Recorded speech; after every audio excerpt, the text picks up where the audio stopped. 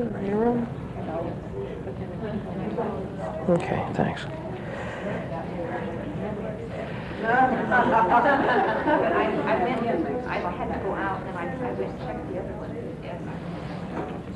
Well, we might as well get a start on things. It's about 5 after 9 or so. I'm Doug Henderson, and Les, can people in the back hear okay without the mic?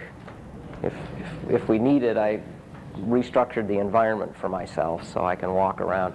I teach at a university for a living, and I'm used to walking around and sitting on a table and swinging my legs and writing on the board, so I'm going to be wandering around for the next while. The structure of what I'd like to do this morning is spend maybe an hour, maybe more, maybe less, with me doing most of the talking. I've got some sort of not necessarily theoretical, but just information that I want to share with you in terms of how I feel from my perspective as an adoptee who did his search in 1983 and as a clinical child psychologist and as a leader of a search group for 5 years. Share a little bit with you of what my perspective on what adoptees go through and need to go through and ought to have help going through after they finish a search. Then I have one of the members of my group here who will be the subject of Pat's going to be the subject of a couple of examples as we go through, and I'll use myself as well. Then Pat will tell a little bit about her experiences, and then what I'd like to do in the second half is enlist your help and contributions as to what you think you disagree with that we've said, what you think ought to be added, and at least one problem that she and I have noticed, and that is the distressing tendency of people, not just adoptees, but birth parents and adoptive parents as well, to come to a search and support group only until their search is completed and then they disappear. And that's something that I'm curious if that's a common phenomenon elsewhere, and if so, what we can do about it, and whether that's something that ought to somehow we should work to change. So I guess the basic assumption that we'll start with is that search is, sort of to steal a line from the ads, the right thing to do. Probably everybody that's here, given the nature of AAC, believes in search and believes that it's even a search that results in so-called bad outcome is better than not having searched at all. But that's going to be the underlying assumption, is that search is never a mistake, as long as the adoptee does the search at their own speed, wasn't pushed into it by someone else. I'm not sure whether you can search for the wrong reasons. It may be. But even so, I suspect that a search for the wrong reasons is better than no search at all. And that may be something we want to discuss. I'm going to make a number of sort of general points this morning. I haven't counted them all up, but I'll try and enumerate them as we go through. The first thing to remember is that every search is different, and that whether you're a therapist working with adoptees, whether you're a search group leader, whether you're an adoptee yourself, or whether you're a birth parent who is wondering what effect your search is going to have on the life of your adoptee, it helps to hear what other people's experiences are like. But it's good to remember that just as no two people are alike, no two adoptions are alike, no two searches are alike. And there are always exceptions. And in some cases, what you would advise 95% of people against doing, there might be a 5% group that ought to do exactly the opposite of what you would normally advise. So there are no hard and fast rules, other than perhaps my own rule that it's a mistake for someone else to push a search. In our group, one of the things that we're very strong about is that you don't search for on behalf of someone else.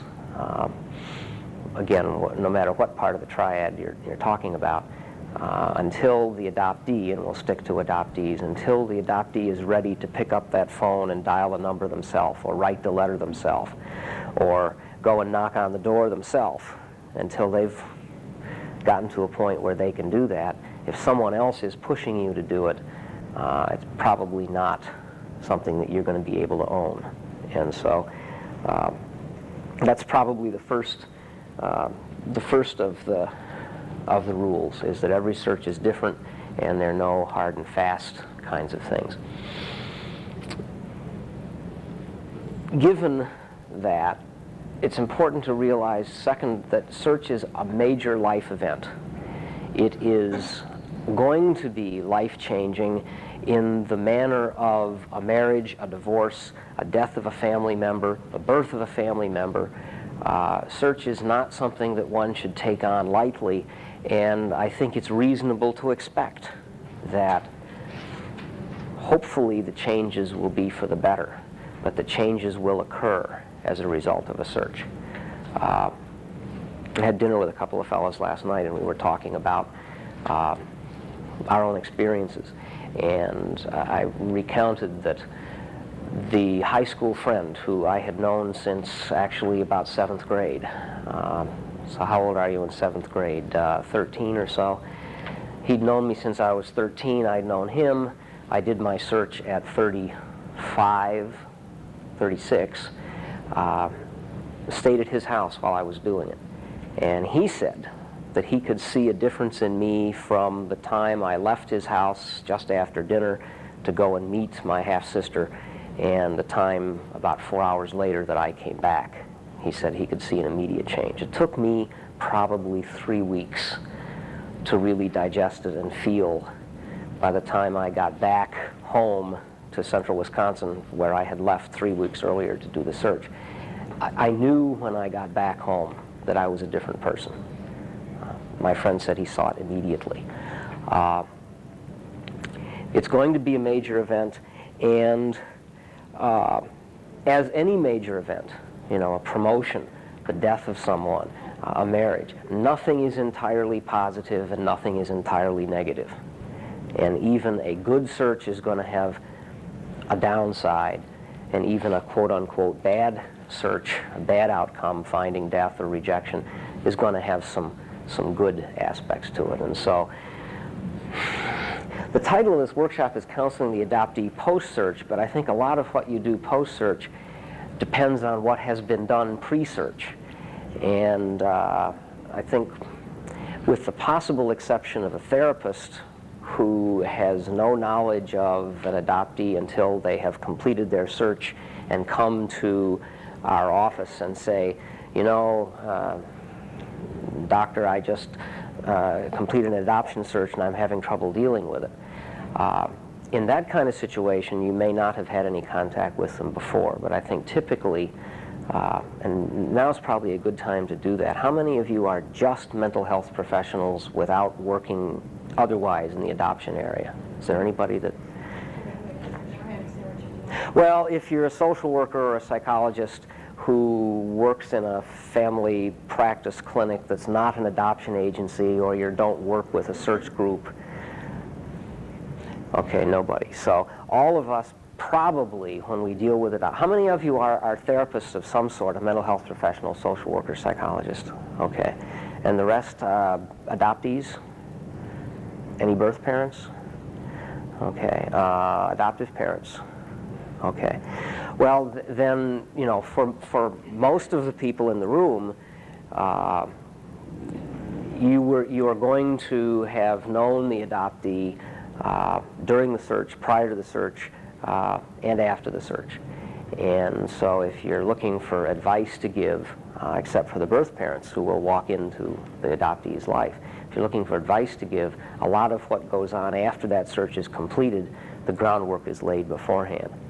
It's a little hard to just pick up at the time the phone call is made or the letter is sent and start talking about search at that point. To the extent that you're prepared in advance for what you're going to find, you can sort of choose whether to interpret the results of your search as good or bad. For the therapists in the room, you're probably familiar with Albert Ellis and something that he calls rational emotive therapy. And it comes from the idea, going all the way back to Greek philosophers, that said it's not events that disturb us, but what we make of them. If you think of being on a bus and it's crowded and you're hanging on the strap and bouncing back and forth into people, and the bus stops and the bus isn't moving, and somebody crashes into your back and just about knocks you over, and you're thinking, you jerk, why don't you watch where you're... And they're blind. Immediately, you've reframed the way you look at that, and instead of being angry at some jerk who clumsily bumped into you, you're liable to apologize yourself and say, oh, I'm sorry, I'm in your way here, here's a seat. So you can choose to interpret something as good or bad, and going into a search knowing that you may find information that could be distressing, or that you may find information that could be viewed as helpful knowledge, will help you even turn negative kinds of things into a positive. In my own case, as an example, when I found my birth father, he had died 2 months before I found him. And it turned out that he died of alcoholism. That discovery was made on about within a month of my own 5th anniversary of sobriety. Now, I could have said, oh my God, it's in my blood, why fight it? And gone out and gotten drunk that night. Figured, well, you know, they told him if he didn't quit drinking it was going to kill him. I guess it's going to kill me too. And I think there might be some people who would have done that. But instead, I think it was a conscious choice that I made to say to myself, well, this is not good news. This is very distressing. But what that means is now you know that you have to make this a lifelong process. I mean, I knew that intellectually, but the little alcoholic voice in the back of my mind was already saying, come on, Doug, you've been sober for 5 years. You can have a drink now and then. It won't kill you. And I had literally said that to myself. Well, finding that it killed my birth father, you know, I've chosen to turn that into a positive kind of thing and say, okay, well, now I know what the risks are. After I discovered that, I got busy and looked at the literature and found that, yeah, there is a pretty significant risk factor there. But again, one could have made oneself miserable and said, oh, why me, this is awful. I guess I can't fight it, you know, I am Irish after all, and the Irish love to drink, and so you make of events what you choose to make of them.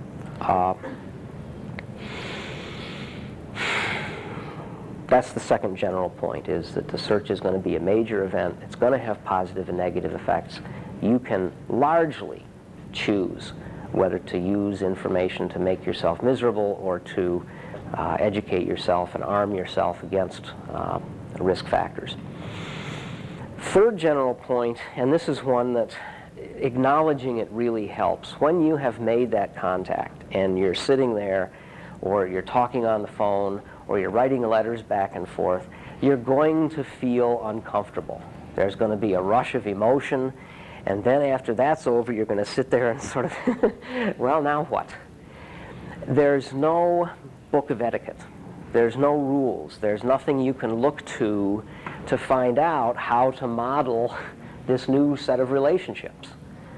You know, for most other people, when you get married, you've seen lots of other marriages. When you have a baby, you've seen lots of other parents with babies besides your own parents with you. When you have a death in the family, you've seen lots of, presumably, you know, been to funerals, seen deaths, seen about deaths on television. They're models, and there are sort of rules to fall back on as to how you should behave in a certain situation.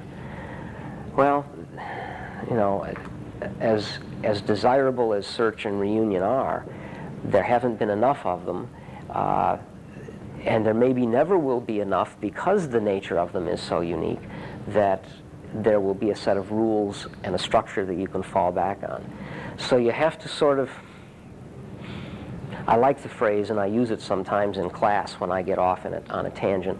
I say, I don't know what I'm doing. I'm making this up as I go along. But if you can look at your reunion and post-reunion process that way, that you make the rules, you decide what's going to happen, you yourself as the adoptee and the birth parent or the siblings, or the birth relatives that you found. You can make of it whatever you want to make of it.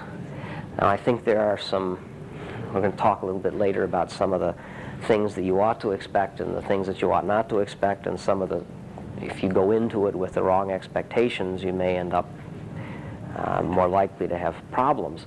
And I think that it's probably not a good idea to have certain kinds of expectations. I don't want to jump ahead into that quite yet. But by and large, you know, you can decide what you want to call a birth parent. If you're comfortable with mother or mom or dad, fine, if that's what they're comfortable with. If you're not comfortable because of, you know, thinking, well, I've got a mom and dad already, you know, go by first name. Or use, you know, ma instead of mother or mom or some other term. But, you know, there are no rules. You can make your own rules, and you can structure things the way you want, and you can ask people. You can say, well, what are you comfortable with here? I'm not really sure what to do. And, you know, it's not like going to a dinner party and there's, you know, 3 forks there and 4 spoons here, and you don't know which one to use, and you don't want to reveal your ignorance by saying, hey, which fork should I use for the dessert? You know, just be open and honest in the search process, since there are no rules, and say, look, what are you comfortable with? I'm not sure what to do next. Yeah? How do you deal with the situation when you are asking those questions and the person is just, my birth mother's just agreeable to just about anything I say, but I feel like she's not really being honest? Well, I think if you feel that, it may be right. And part of what she may be doing is that she lost you once. She sure as hell doesn't want to lose you again. And if you wanted her to stand on her head and, you know, whistle Dixie, she'd do it. At some point, it might be helpful to say to her, gee, you know, you seem so agreeable to everything, and you know, I just want to make sure that this really is okay with you. You know, do you really mind if I smoke?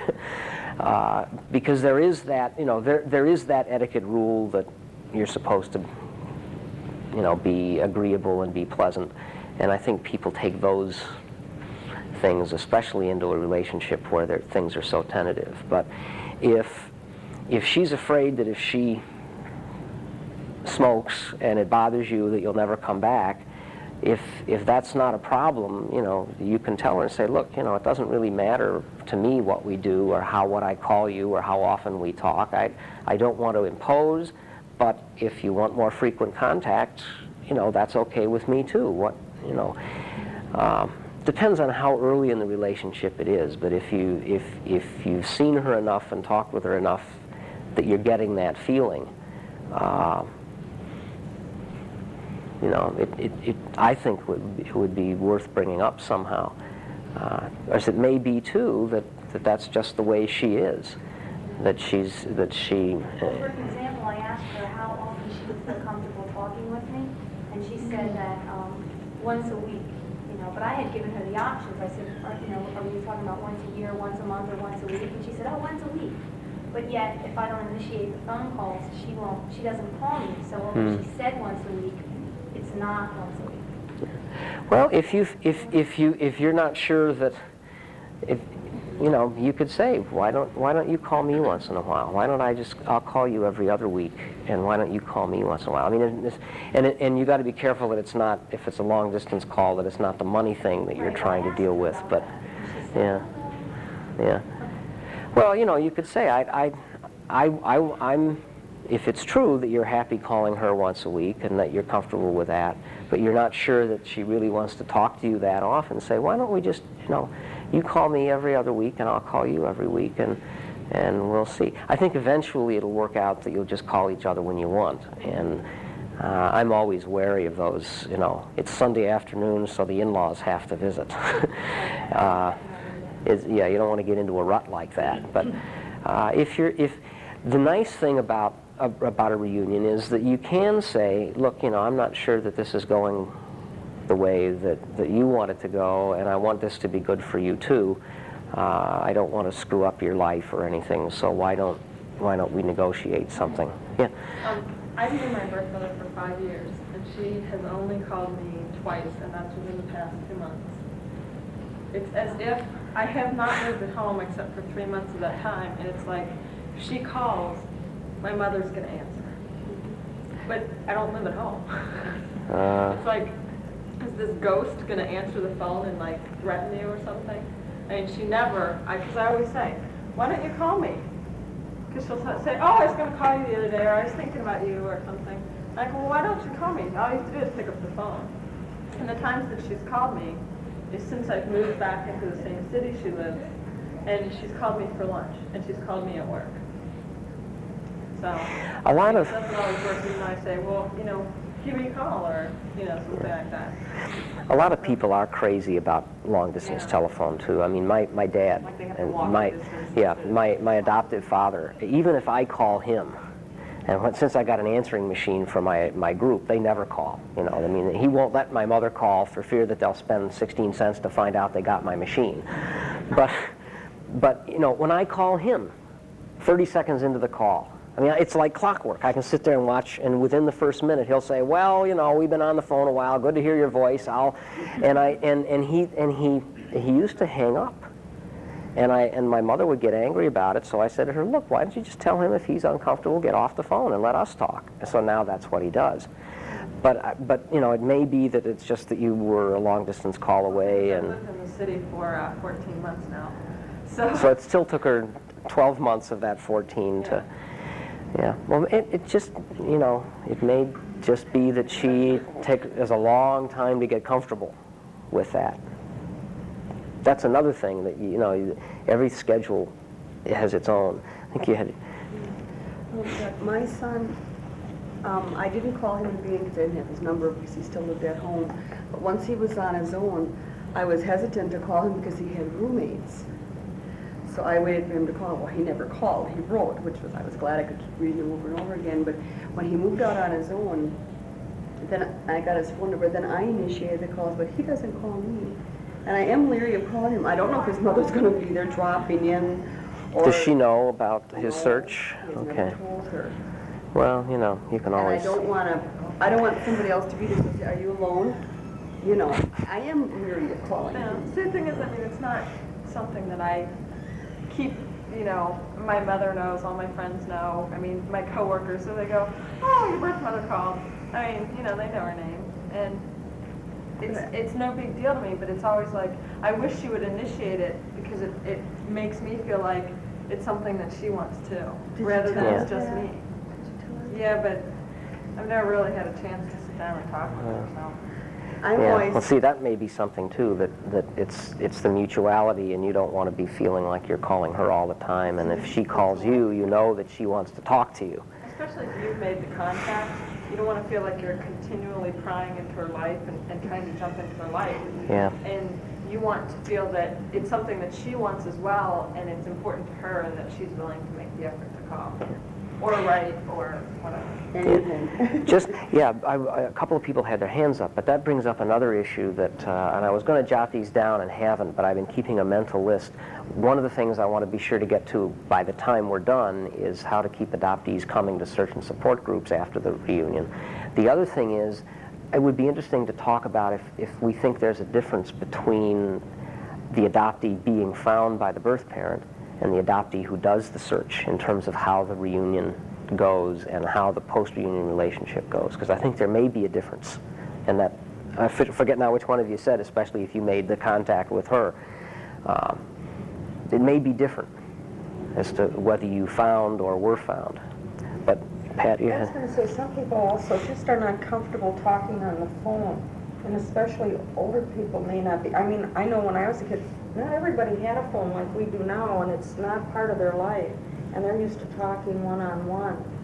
And maybe that could be some of it in some cases. My birth mother's not comfortable talking about her feelings. She tells me about everything but, I mean, her father had swallow therapy, so she had to go through this whole thing about swallow therapy. I was like, I really don't care. It's the third time you've told me. Yeah, but again, that sounds like a problem that we could be talking about in-laws and the same thing. You know, they always call me. How come I never get to call them? And but again, the nice thing about that, the adoptee birth parent deal is that there aren't those constraints on the relationship that there are in a lot of other areas. Yeah.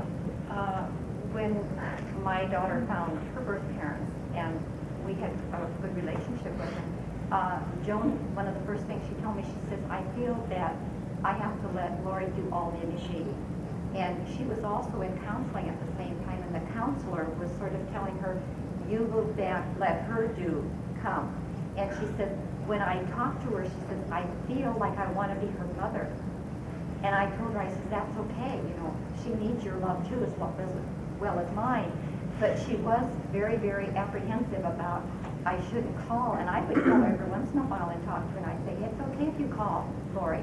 But even though I did that, she still, I think because of her counseling, and because she was so afraid she was going to intrude in Lori's life, that she was, and then because of, you know. Lori found her, though, right?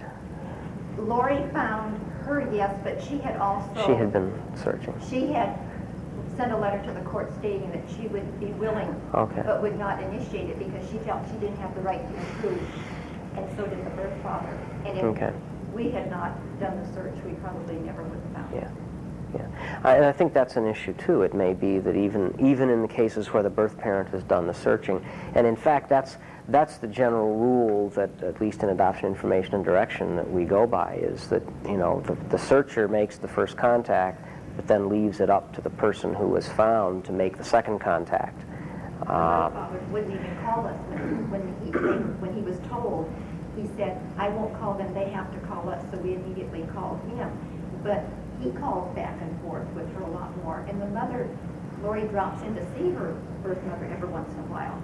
And that's fine, but it's been almost 2 years now, and she still feels like she's going to play the part of mother, and so she's holding back for that reason.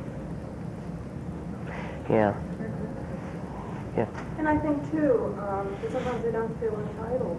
That for my birth mother, who gave me up in the 40s, she sat on that for so many years that to really come forward and face what she would need to face with me is too much for her. It would mean dredging up all those memories, and she cannot do it. Yeah. I wish she did, but she cannot. Yeah. And she feels I think- my children have no other grandparents. She isn't. She can in no way feel entitled to that role. I think that's why, you know, just listening to things, there's so many different possible reasons why somebody might not call, some of them having nothing to do with adoption, others having everything to do with adoption, that if you can model at the very beginning, because another unique thing about this is somebody who's going to be a very important part of your life, you hope, or may become a very important part of your life, who you never met before, or at least you met, you know, when you weren't aware of it.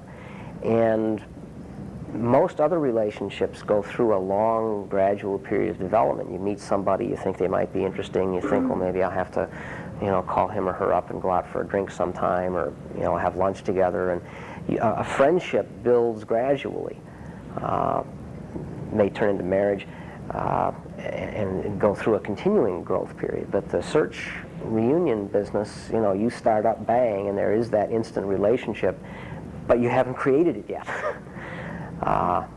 And that's one of the other things I want to talk to, is that you have to work on creating a relationship, and you can structure it. And if you begin it by modeling honest communication and saying, I know I'm a little uncomfortable about what to do, I don't want to intrude on your life, after all, I'm the one that found you, then maybe that gives the birth parent permission to say, well, you know, I'm so glad that you called, I've thought about you a lot, but I never thought I'd be able to talk to you, and so I'm not sure, maybe you'd better be the one that calls me, if that's the way they feel. But being aware of some of the feelings they may have, you can also, you know, sort of give them permission to feel that way and say, I understand that you might feel reluctant to call me and intrude. But all you can do is say it's not an intrusion, and give them the permission, and then give them a chance to do it. If they don't do it and it makes you uncomfortable, then again say, well, look, I know we agreed that we'd talk once a week, and it's been a year, and you've never called me once. The time that the phone line was down, and I didn't get to call you, it was like you never called me to see what was wrong. I wish you'd call me once in a while, because I don't know whether you really want to hear from me until you call me. So, I think too, for us as adoptees, secrecy has been, and unsaid things, and someone else making the rules for us has been such a part of our lives that it's nice to be able to set up and make your own rules and begin a relationship on the basis that you'd like it to be. If the person that you found, or if the person that you're making this relationship with, is unable to talk about feelings, that may be their problem, but you can at least model for yourself talking about feelings. And pardon? Just don't assume the answer. Yeah. So much of that, oh, they must not. And I found that one of the worst things to do is to answer my own question to them. And so I guess it's confronting, is it? It's like you kind of second guess what they're thinking or what they're doing. Yeah. How they're feeling, and Yeah. You can't assume that they're thinking what you don't really know. Somewhere along the way, I saw a lecture where somebody had a blackboard and they wrote the word assume, and they said, when you assume, you're liable to make an ass of you and me. And when you take the word apart, that's what you have. And so, yeah, that's one of those fun little things that you say, oh, I never noticed that. But yeah, assumptions can be really dangerous things, and a lot of times we make them because we think that we want to make somebody else comfortable. And if I assume that you don't want me to intrude in your life and I never call, and what that's doing to you is making you feel like I don't care about you, then if you don't tell me that, then I may go on assuming that, well, I don't want to intrude, so I'll wait till she calls me. So, check things out. Yeah. The other thing along the same lines, that somebody who had helped me with my search with being able to access certain things I couldn't access, used to say to me on the phone all these really simple things, but they were so mind-boggling, because I would go through that point and he would say, stick with what you know. And I mean, it's so obvious, but for advice when people are searching, the same thing, don't assume anything, because my mother was from a southern part of Jersey, and I was in New York, or she was from Philadelphia, and I was relinquished in New York, and I kept thinking, she came in through Westchester, and I kept thinking, why Westchester? Who did she know in Westchester? And I was going through the phone books and all of this stuff, and it was like, who cares why Westchester? The bottom line is it doesn't make a difference, assuming all of these reasons of why she did this or that. If you stick with basically what you have, it helps in the search as well, in terms of not going off on tangents and great expense and great time loss. Yeah. And the other problem with an assumption is when you assume that somebody's doing something for a reason, if you change your behavior in line with the reason that you assume that they're behaving, they may make their own set of assumptions about what your change in behavior means, and before long you're living in a made-up world, and nobody knows what people are really feeling anymore. So if you begin the relationship on an honest level, and you don't have to have those, that because it's new and because there aren't any rules, you aren't bound to the niceties necessarily. I mean, if somebody who can't talk about feelings, you know that the feelings are there. They have to be there.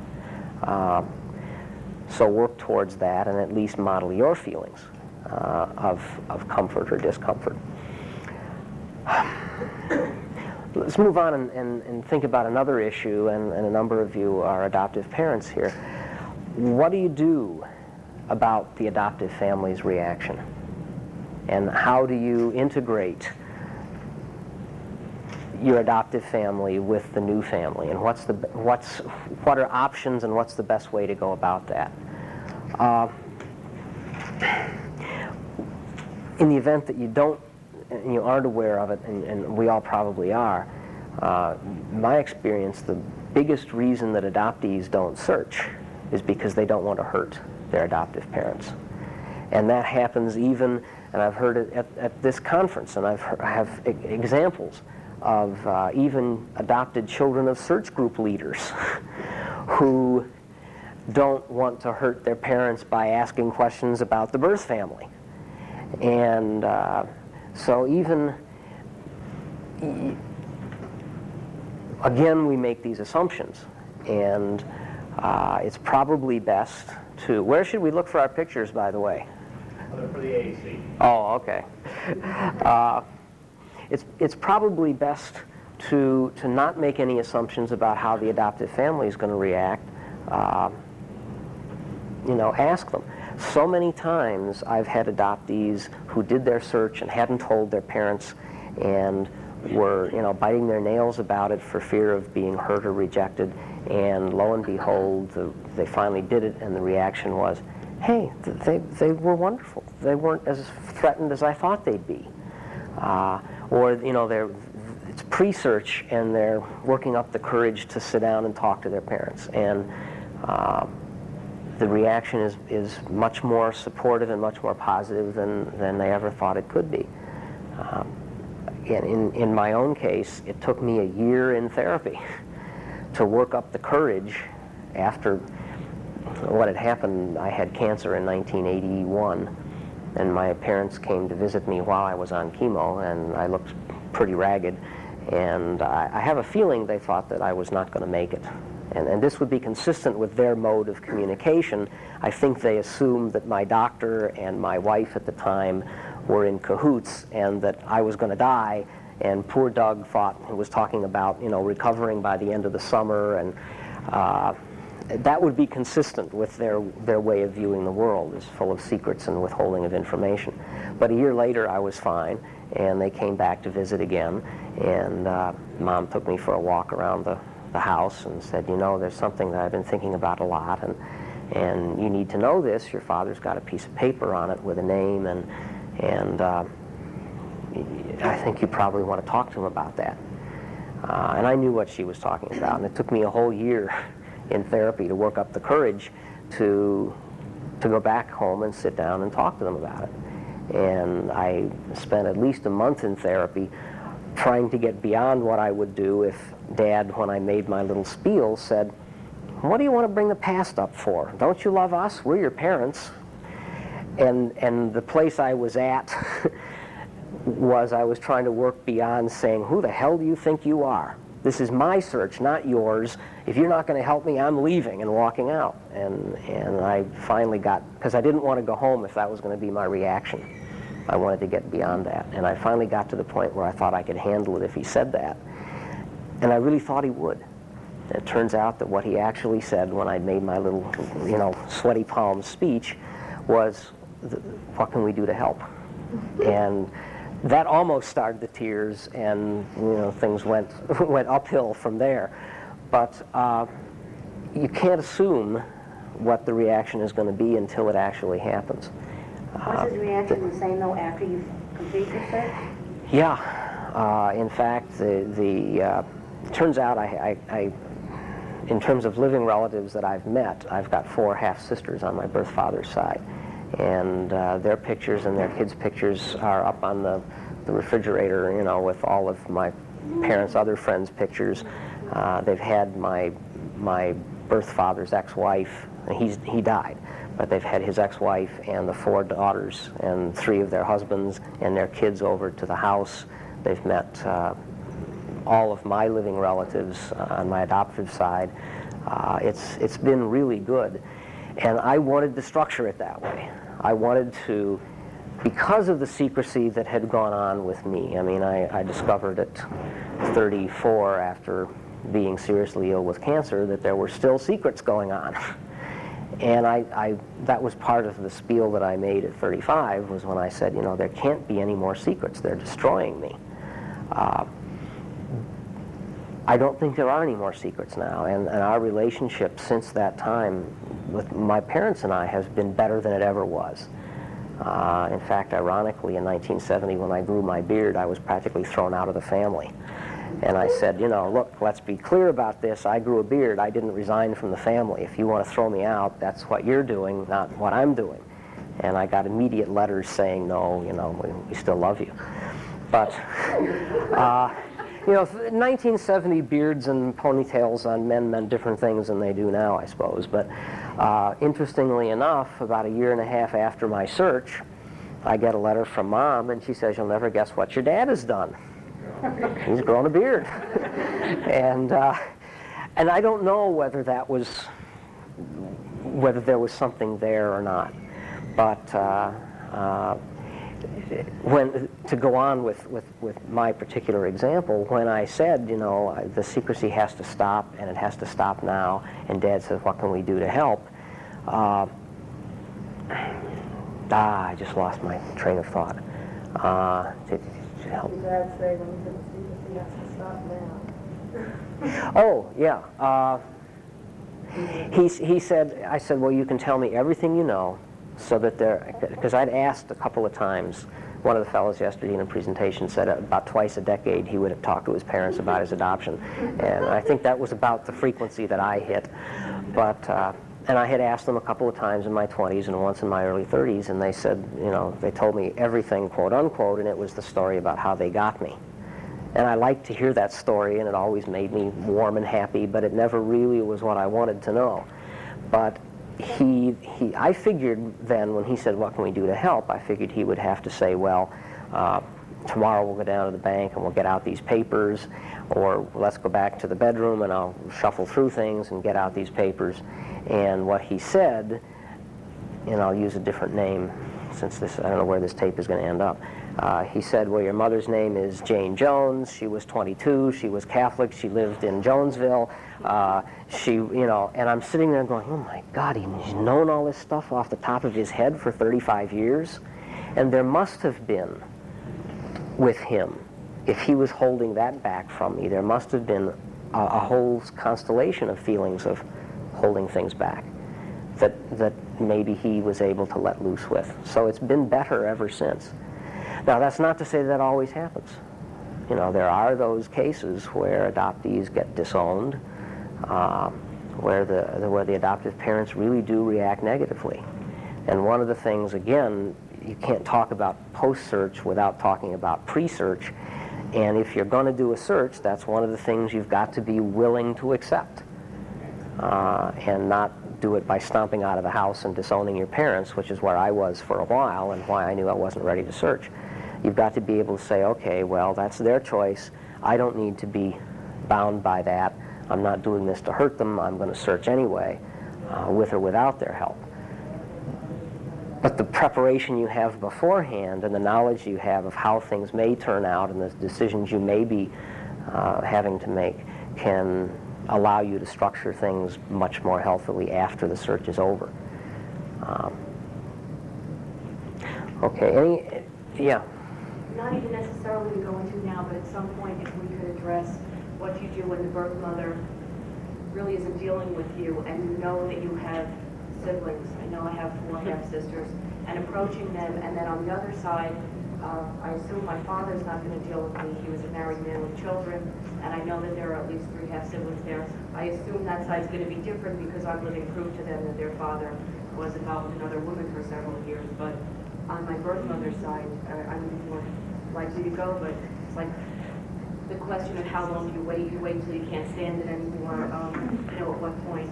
So maybe later. Okay. Well, I heard the assume word in there a couple of times, and particularly with your birth father. I mean, you do. Yeah. Okay. But don't assume why. He may be,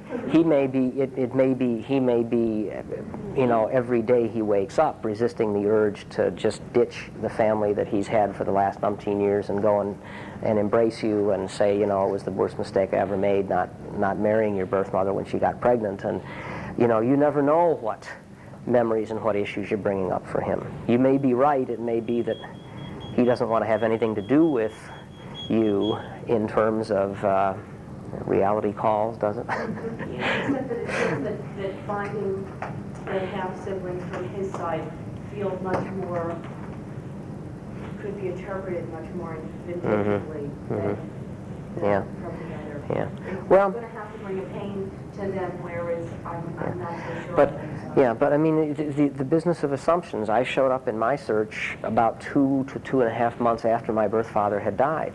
I knew from reading his obituary that he'd had 4 daughters, that I was his only son. And the same thing went through my mind of, maybe I shouldn't contact them right now. Maybe I should wait. After all, he just died, and I'm living proof that he wasn't, and although I was conceived before he married and possibly even before he met. No, I don't think so, because his wife and my birth mother knew each other. They were all from a very small town, but at least before he married. But I was living proof that their father had been intimate with another woman, and I didn't know what these people's value system was like and what it would do to them. What got me over that assumption and helped me figure, well, I'm going to contact them now anyway.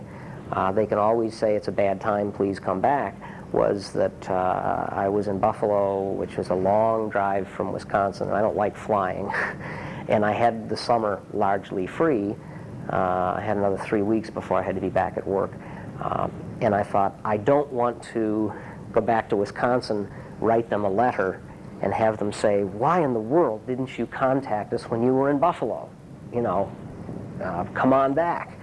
And then be a 14-hour drive each way again. So I thought, so it was an external situation that pushed me into it. But I was thinking those things, maybe this isn't a good time, maybe they're going to have a bad reaction. But anyway, you have to be careful about those assumptions. And it's wise to think about them because it keeps you from blundering in and stumbling into something and not being prepared for what you might be doing.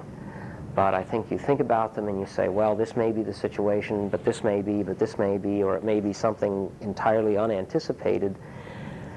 Here are the possibilities. Here's what I'll do if each of these possibilities arises. And then undoubtedly what's going to be the truth is going to be something you probably never even thought of, and you're going to have to make it up as you go along anyway. But, I don't think it's bad to think what might this cause when I show up. But in terms of even the contact with your other siblings, I think it's different if your birth mother has said, no, I don't want you to contact them. But if she's just never, she has said that and nobody knows. But see, that's her own fear. Yeah. I'm Constantly take into consideration her own fears. I mean, my birth mother wouldn't tell me for 4.5 years who he was. It wasn't my right to know, according to her. But what was it your right to know? My birth father was. But then I found out why. She had another son by him. And I think that's the reason why she didn't tell me. Yeah. I'm not sure, but I think it's safe to assume that it's going to be an absolute that when she contacts them, each one of the 7 are going to act differently. No two of them is the same. I mean, they are all. Nobody agrees on anything I found out. And each one, and there again, just because the mother said that they don't know, somebody could have told them. And I have found this out, that each person is keeping the secret for 35 years, and they each knew the other one. I mean, they thought the other one didn't know. Yeah. That's one thing being a psychologist has told me, is that anybody who thinks there's such things as secrets is naive. Whether it's about adoption or anything else. Nothing is ever totally secret forever. Yeah. I'm an adoptee and a psychologist, and in my practice, I see a lot of kids who were in multiple foster placements, or they weren't adopted until they were 5, 6, and stayed in a vein, so there's some feeling that they were taken away from their parents. And when they do searches, sometimes it seems to me that there isn't a whole lot. They get the answers to their questions, but some of them are pretty brutal. And one of the things I would like to discuss is, for example, that their mother stood by, first of all, had 12 children, let them be sexually abused by various men. I mean, just, and I've seen some of them just want the truth, but then feel totally brutalized by, like, there is nothing here good for me. And what do you do when you get to that point? How do you get through that? It's a very... That's a good question, and you know, we should, somebody jotting these down, I should be, I'll bring it up at the but, end. I mean, yeah. And I feel that way personally to some extent, in that I don't feel like I have it in me to take one more step towards my birth mother. She won't tell me, it's been 12 years. She told me the first day she met me, we won't talk about him. And I didn't for 10 years. I was a very good girl. But then ultimately I knew he was standing between us, and I tried to discuss it, and she became vicious. I mean, she will not tell me. She's starting to tell her relatives that she was raped, and now it's like she was raped by 3 men. So I mean, she's not only taking care of me in any way, I feel like she's doing this to me. Yeah. And I think that's again, there's sometimes you run into someone else's fears, and maybe those fears are based on assumptions. Maybe, you know, some of the same mistakes that we make, they're making too. If the guy was a bum 35 years ago, he may not still be a bum today. You know, people do change. On the other hand, you know, I've also had the experience of reunions in my group where the birth mother said, well, you know, this is the way your birth father was, and I haven't had much contact with him, but if you want to contact him, feel free, but, you know, I just so you'll know, watch out for, and, you know, 27 years later in one case, he was exactly the same person he was, and her reaction was, now I know why she didn't marry him, and I'm glad. I wouldn't have married the jerk either. You know, sometimes you even again, finding out bad information can be good. But that, But she won't tell us. yeah, yeah. Well, And I have, part of me wants to go over and face her. I haven't seen her for years at this point. And sit down with her and say, we can get through this. Because I think if I faced her, it would be better than the letters that we don't write anymore, but we were writing. yeah. But I feel like I don't have it in me to put myself in that vulnerable position one more time so that she can do what she's going to do with it. Yeah. I'm willing to give it to you. Sometimes I feel like if I want that information, that I have to go and confront her, and if she's not willing to, I mean, if you haven't had contact for years, I mean, get the information you want and be persistent about it and leave. I mean, if she doesn't want contact with you, that's the only way to do it. When she's pushed to the wall, she says she doesn't know who he is. He could have been one of many. That's the, you know. Well, that's what I did say that in my letter. Give me all the names. It's okay. I can deal with that. I will.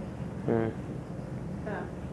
Persistence is a very valuable asset. But not somebody, And- she can't come up to that. I mean, I feel like I could say anything to her and she would just back into more of a corner and get more vicious. My kids never quit asking me anything, even when I said no. I mean, they're just I'm reminded, yeah, I'm reminded of Ken Watson's thing yesterday morning, you know, the administrative response sequence. Never. Why? How? When? And just persistence and knowing that, you know, it does take people, and I don't know, 12 years is a long time, and that may be one you're never going to get through. But, you know, persistence and insisting that it is your right to know. The whole issue, and I hadn't planned on talking about this, but again, what you bring up is, before you search, you've got to be ready, because you don't know what you're going to find. You don't know whether you're going to find multiple rape, multiple incest, you know, at one extreme, or, you know, that you're related to the Rockefellers at the other extreme. We all have these fantasies, and they're either, you know, the golden castle on the hill, or the, you know, the slum, you know, with men coming and going all the time, and most of the time the truth is neither as good or as bad as our fantasies were. But you've got to be prepared for that possibility that the truth can be worse than your worst fantasies. Once in a while that happens. And But you know what, that's the thing. I feel like I can deal with the fact that my father would be a rapist. That, I know I have the ego strength to deal with that. What I cannot deal with is that the lies go on. She will not, her sister doesn't believe she was raped. She will not face it. She will not. where there's life, there's hope, and in that Yeah. you don't give up until you have And some people have lived with lies for so long that that's the only way they can survive. And I know for adoptees, I think probably, and we've been talking some about what kind of research might be interesting to do in adoption. And another topic is, for me, I know truth and honesty is such an important thing because it wasn't a part of my life. And I think that probably as a group, we're liable to be bothered more than anybody else by that continuing, and we're probably less likely to have patience with people who can't deal with truth because we've been protected from it and then had to fight through that protection. You know, the thing I don't understand though, and I'm an adoptee and an adoptive parent and a professional, and whatever else. The thing that really gets to me, and I'm going to be doing a workshop tomorrow and bringing some of this up, is that, you know, we've lived with these lies as adoptees, and we're upset, we're irate, we're appalled by the lies we've been told, yet we as adoptees do the same thing to our adoptive families when we search. I'm rapidly realizing we're not going to get through my outline, but then you've got it in your book, so that's great. Yeah, one of the things that happened to me, I was so angry at my parents for not telling me the truth. I mean, I didn't, and I guess I haven't been through it in here. I didn't find out I was adopted until I was 12. And one of the presenters the other day said, and he found out that he was adopted at 12 also, and he said his emotional reaction lasted about 3 seconds, I think, was it? Yeah. I think mine lasted about a half hour. It certainly was over. I cried myself to sleep. It certainly was over by the next morning. And I went another 10 or 11 years without even dealing with it again. So I was, we have two very differing answers to that question. My recollection is I was looking for a lucky number. And my birthday is October 14th, and that's too close to 13, so what would be lucky? The room number Mom was in the hospital when I was born. And I'm a number freak, sort of, and I would remember a number like that. So I just asked her, what room were you in the hospital when I was born? And my recollection is that she took me downstairs, and my dad was sitting there, and she said, Doug, and they call me by my middle name, so Bruce wants to know what room I was in the hospital. Should we tell him tonight? And I have a very clear recollection of this, of him saying, no, it's too late now, let's tell him tomorrow after dinner.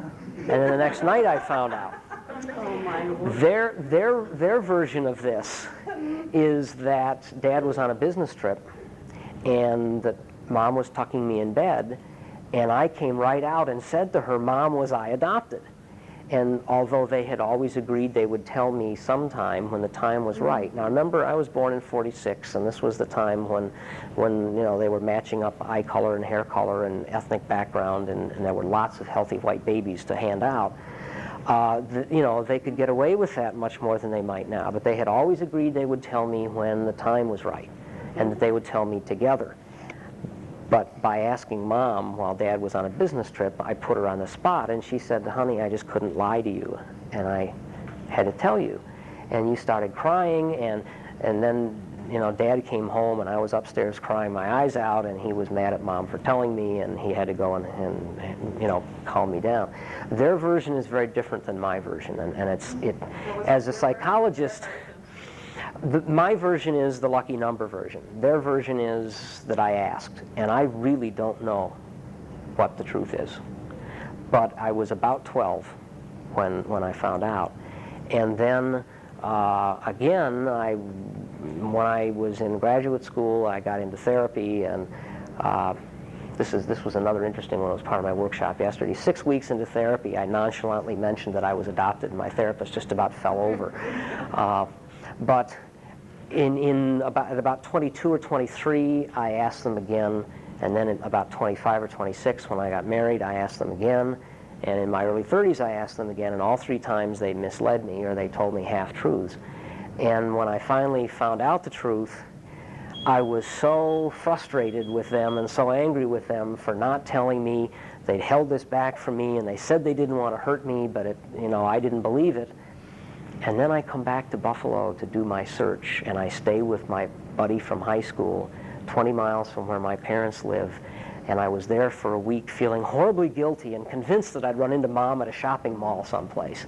But I did my whole search and went back to Wisconsin without telling them, because I didn't want to hurt them, and I wanted to tell them in a way that they could understand that I still love them. And I also wanted to have dealt with it myself and know how it was going to come out before I dealt with their feelings. But it wasn't until, actually, I think a year or two later, I was telling my story, maybe in a support group of some sort, and somebody said, you know, hey, Doug, don't you realize what's going on there? You're angry at your parents for not telling you the whole truth so that they wouldn't hurt you. And then you turn around and do the very same thing. You didn't tell them everything as it was happening until it was done, because you didn't want to hurt them. So I think that, you know, the one thing about search is you sometimes find yourself, what's the phrase, hoist on your own petard. You know, you find yourself guilty of doing some of the same things that you were upset at other people for doing. And that process gave me a lot of sympathy for them and some understanding, and helped me get over the anger I had, and still have to some extent, with them for not having told me. Because I think my life might well have been different had I found this out sooner. But that's, you know, I think that's another thing about search, is you just have to accept what is. You know, again, I could be miserable about, oh, why did I wait 12 months? Why didn't I confront my parents at Christmas time? I could have done my search. Bill would have still been alive. I would have gotten to meet him, although when I ran that by my oldest sister, his oldest daughter, she said, oh, even at Christmas, Doug, he was not himself. You know, he was in and out of the hospital, and we wouldn't have wanted you to have met him then. He wasn't Dad anymore by then. The drink had already taken over his life. But, you know, that's the way it is. And if you find somebody who's dead, you know, what's the point of beating yourself and saying, why didn't I do this sooner, or why didn't I wait a week? I showed up at a bad time. If you do it when you feel comfortable with it, that's the right time to do it, no matter what the outcome is going to be. Which is another good reason for not pushing somebody, because if you push them and it turns out badly, you run the risk that they're going to not accept responsibility for their search, and they're going to blame it on you. And it's nice if it turns out well, then you can take the credit for it. But it's better for people to own their own searches. Any other? Yeah. I was just going to say that I work in a group, it's a support group, and we see with people, regardless of whether the searches come out bad or good, and actually most of them have come out pretty well, if they have too much information when they start and the search is real easy, regardless of what the outcome is, they're not prepared for it. It's almost like the harder searches sometimes, I think. In a way, it's better because every step you have to take is a little bit more emotional preparation that you're ready for it. And one search where someone came out, I mean, by what I would imagine, just unbelievably well. The mother was receptive and is just thrilled and is doing real well and had a real successful business and never had any other children and the whole thing. And when that woman doesn't call this girl like every second or third day, and she starts to panic, the adopted starts to panic, I think to myself, my God, what would have happened if the woman wasn't so receptive? Had been less perfect. She wrote to the agency, and the agent said, here's non-identifying, sent her a Xerox sheet.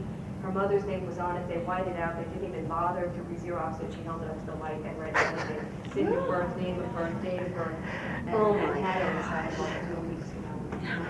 And the preparation, she's doing the preparations now, even through the reunion. She's doing the beginnings. My search only took a week. It took, I mean, and that was just because I didn't have time to like go and do it sometimes because I was in class, because I was in college. So in one day I found her name, traced her, and then I had double check just to make sure I was, you know, contacting the right woman, and I got rejected at first. And there was no one, even though I had been in a support group for a while, there was no one who had been rejected. So there was no one who knew how to deal with the feelings that I was having. I mean, this woman was called, I hope you find who you're looking for, blah, blah, blah, blah. It's like, you know, and I saw her and I was like, I'm an exact replica of her. You know, how could she deny me? So I sent her a picture. I called her 2 weeks later and she said, well, maybe. No, there's no well maybes. So, I mean, it was hard just because there was no one else who had been rejected and was able to deal with the feelings that I was having, and like, how could she do this to me? I mean, how could she deny me? Can I also say in reply to that I found even a little bit already? I know this conference is important. I know there are a lot of professionals here. I think most of them are involved in the triad. The numbers I think that are thrown around about how many things are positive, a lot of reunions. I think any search, whether what the outcome is, if you're prepared, it's wonderful and it gives you something you never had before. But I hear so many people say, well, we've done all these reunions and all these percentages are successful, so if you're thinking of searching, you don't do it. I haven't found that the numbers are that realistic, that there really is a split between the quote wonderful reactions where you're embraced and the other ones where you're not. And they're all valid, and I think that the people that profess that, you know, we're 99% that it comes out, it's doing a disservice to the organization and to the population in general. I think their idea of success gives me the birth mother willing to talk to you. Yeah. And I think it's when in the process you ask, was it good or bad? Because things change over time. You know, I think it's good because it gives you, you know, just like Doug was saying about changing. I mean, someone said, I mean, as soon as I did it, they saw a dramatic change in me. And, you know, just knowing and having that satisfaction and that kind of contentment inside you is a positive aspect. It's just what kind of turmoil your life goes through. That's, related to this whole issue is the question of how much should a search and support group do for the adoptee or anybody else. And I think especially for adoptees, but maybe for birth parents too. I mean, both of us have been, is disempowered a word? We've been made powerless by the system. And one of the things, and I think this is where related probably to the short searches, people aren't ready for them. One of the things that searching does is it gives you a sense of power. One of the members of my group she was going to be here and her car broke down and it was AAC or fixing the car, and so now she's driving. But, you know, the first thing she said to me when she called me and she says, I just found things, I just talked to my birth family, and I said, well, how are you feeling now? And she said, the state of Wisconsin told me I'd never do it. Catholic Social Services told me I'd never do it, and I did it, and I feel great. You know, and at that point, I think this was still when her birth mother had said, don't ever call me again, I can't deal with you, it's not you, it's me. She still had been rejected by her birth mother. Her birth grandmother had been wonderfully accepting. It turns out it was because her birth grandmother thought she was the other baby that her daughter had and didn't know that her daughter had two, both with the same first name. And when she got the birth mother knew that there were two, I forget what the birth name was, two Marys out there. And she wasn't sure which Mary it was until she said the birth date. But, you know, even at that point, Karen had called me and she was feeling good about having beaten the system and having taken control of her life. And even if you can't complete your search, just to take that power for yourself and do it, I think is worthwhile. But then the success issue, I mean, and Karen had been coming to meetings for about 6 or 7 months, and there had been people who came in, and in Wisconsin, birth parent searches on behalf of birth parents for adoptees are a piece of cake. I've done 5 or 6 of them, and only one of them has it taken me more than 45 minutes to do from the time I walk into the courthouse. And that one is the 1 in 7 that is impossible. But she was seeing all these people who were here this month, back next month with a name, back next month with a reunion story, and then gone. And she was coming and coming and coming and feeling very frustrated. And then all of a sudden it was her turn. But immediately after, you know, she was feeling good that she had beaten the system and that she'd done what they told her she'd never be able to do and what was her right to have. But her birth mother had rejected her. And she was feeling both good about having completed and bad about being rejected.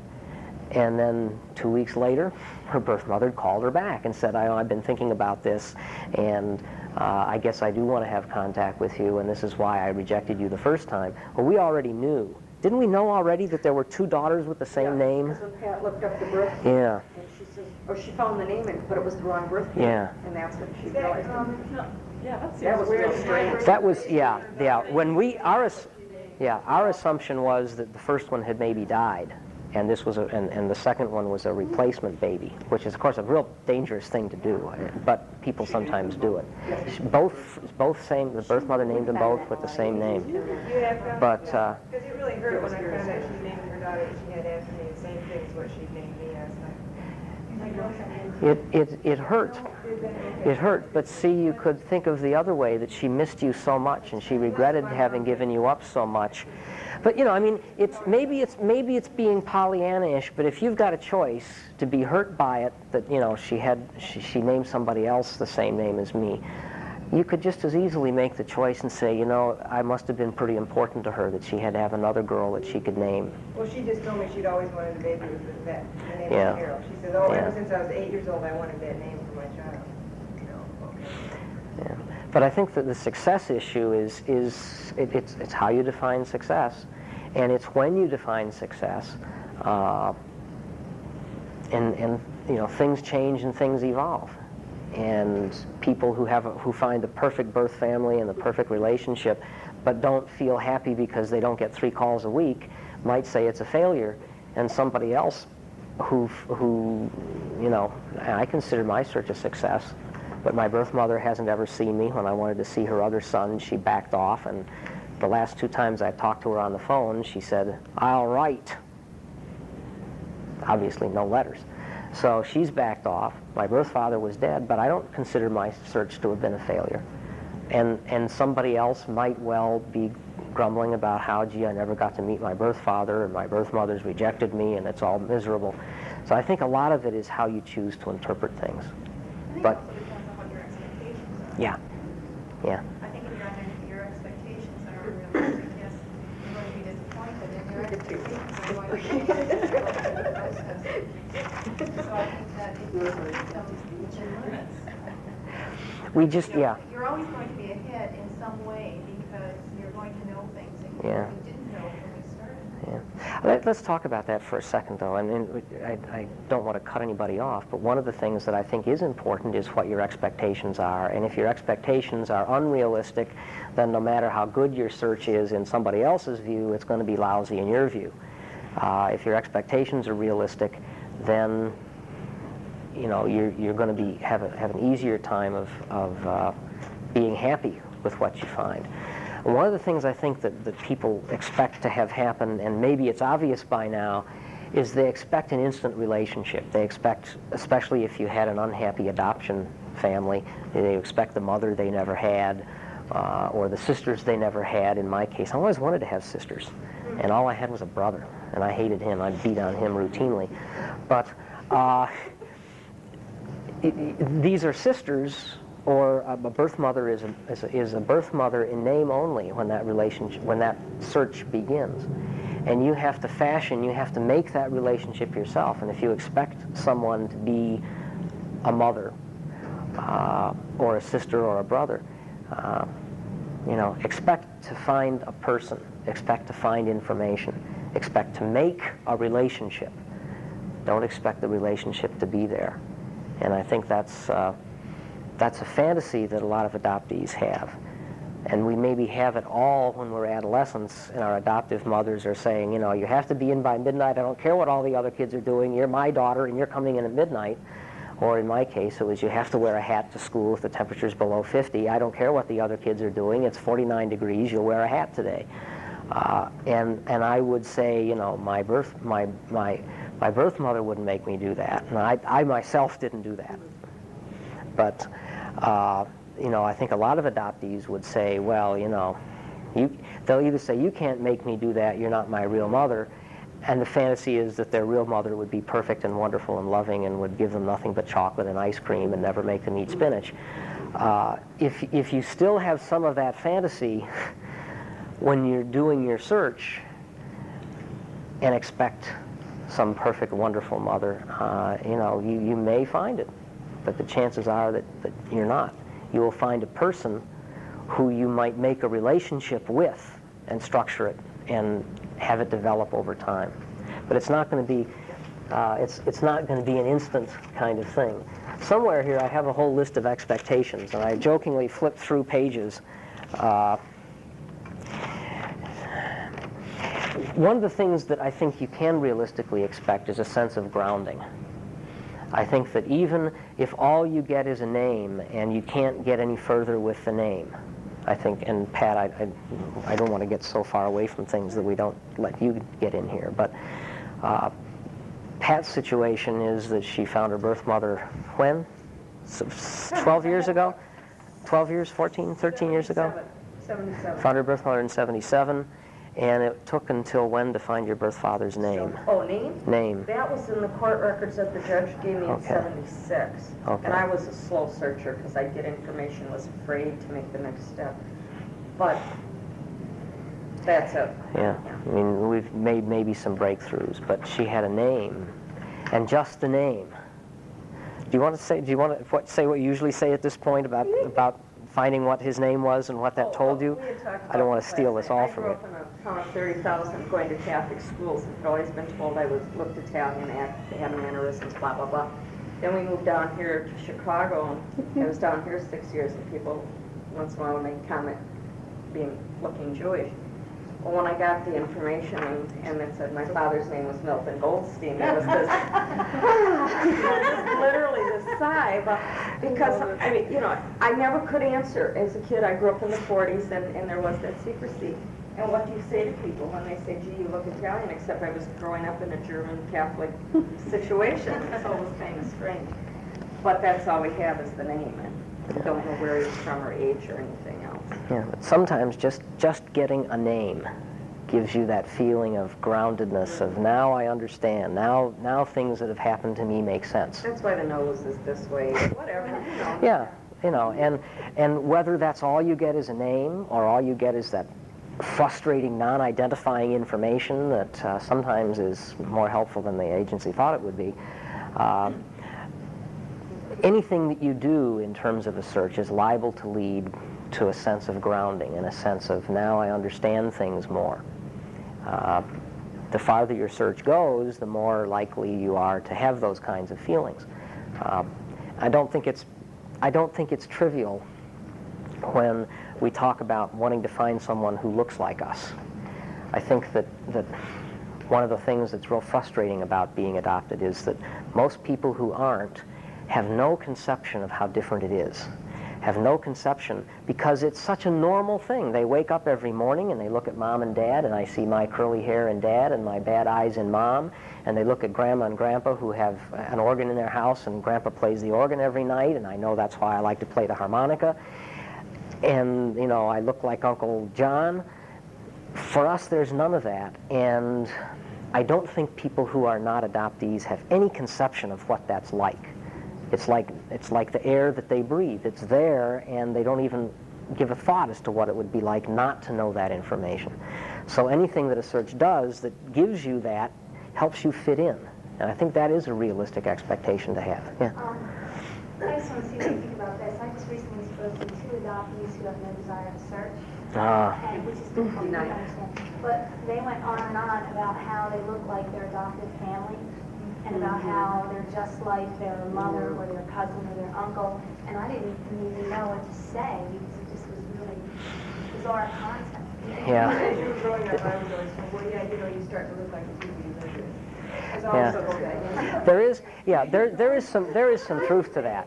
Yeah, there's been some research on married couples that and that the longer they live together, the more similar their body rhythms, their patterns of speech, their sleeping patterns, their eating things. So you do, to some extent, become like the people you live with. But it's not the same. And probably, see, you missed my workshop on denial yesterday. But that's one of the things that adoptees often do when they're not comfortable with it, is they over-identify the commonalities with their adoptive parents. And the other thing we did in the workshop on denial was we talked about, is it normal for an adoptee, normal in the mental health sense, or a birth parent, to say, you know, I really don't have any desire to search. And if they seem to be healthy in every other area of their functioning, ought we to let them be? Or is the fact that they say, I don't want to search, automatically an indication of some sort of denial process, which is a defense mechanism? It's not pathology, but it's a step on the road to pathology, because when you deny, you're sort of playing let's pretend. And when you pretend the world's different than it is, then you're looking for trouble. I don't know in terms of what to say to an adoptee that says I have no desire to search, other than to say, well, someday you just might. But it's not unheard of for that to happen. It always makes me nervous because I think of the times when I was in graduate school, a year before I shocked my therapist off her chair by telling her I was adopted in a nonchalant way. I was in a table-pounding, yelling fight with a roommate of mine, a fellow graduate student in psychology, whose younger adopted sister wanted to do a search. And I was banging the table saying, I don't want to know those people. What could they possibly do for me or tell me? They gave me up. That's the best thing they ever did for me. I'm happy in my family. And a year later, I discover that the major issue in my life is who am I and why am I and what am I worth and, and all of those things. So my feeling is that it's just like, what's a successful search? I think adoptees, sooner or later, are going to want to search. And yeah, there's a bunch of hands on it. I'm from Topeka, Kansas. We had a psychiatrist talk to our group, and his topic was why I don't want to search, and he was in his 60s, and after sitting around with us for about 4 hours and talking, I got him finished a search in 6 months. Yeah. Gosh, I really do want to know. We had an adoptee, and this was, yeah, we had an adoptee, a woman, Pat's first search was for a birth mother, and there was a successful reunion, and we're all feeling good about that. But she was from quite a ways north of Stevens Point, and she had a friend and didn't drive. And we said, you really should come to a meeting before you make the contact and talk to other people and get some support. And so she came down, driven by an adoptee who was 50s, late 50s, early 60s. 65, so I'm not sure what the friend, but up there. Yeah. And she was saying at the beginning of the meeting she didn't want to search, that she didn't think that there was any need to, and that she was perfectly happy, and what am I going to find at my age anyway? And by the end of the meeting, she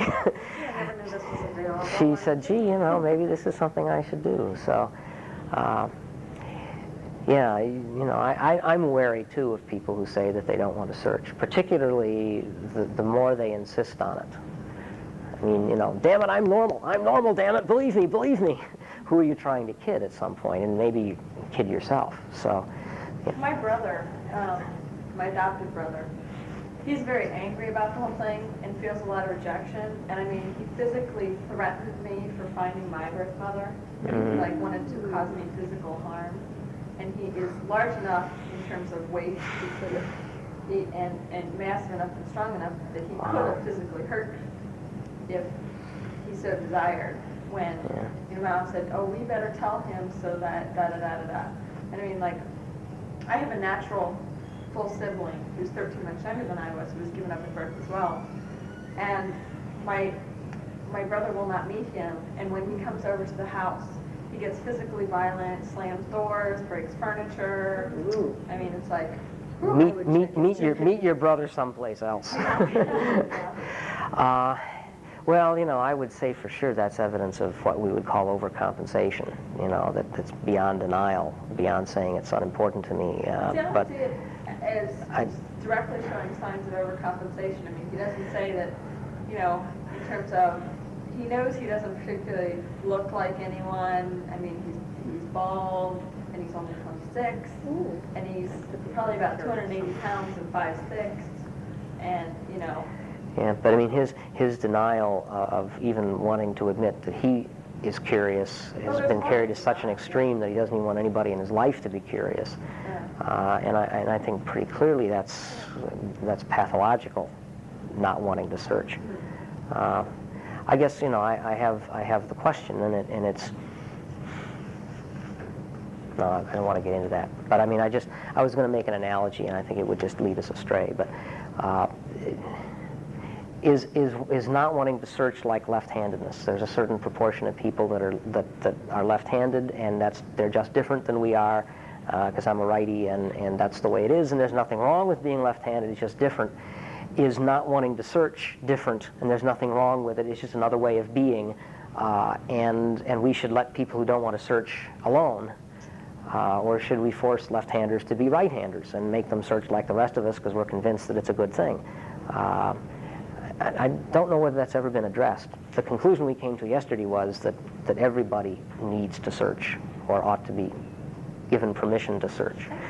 I probably came in the back door with what I did with my second son.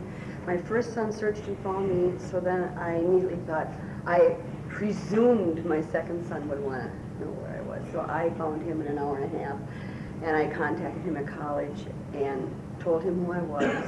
I was very nice on the phone and shaking like a leaf, but he said he had no desire to meet me. He had no desire to meet his half-brother. He did not need to know anything further, and that was it. And I got off the phone feeling very rejected and fell apart, just completely fell apart.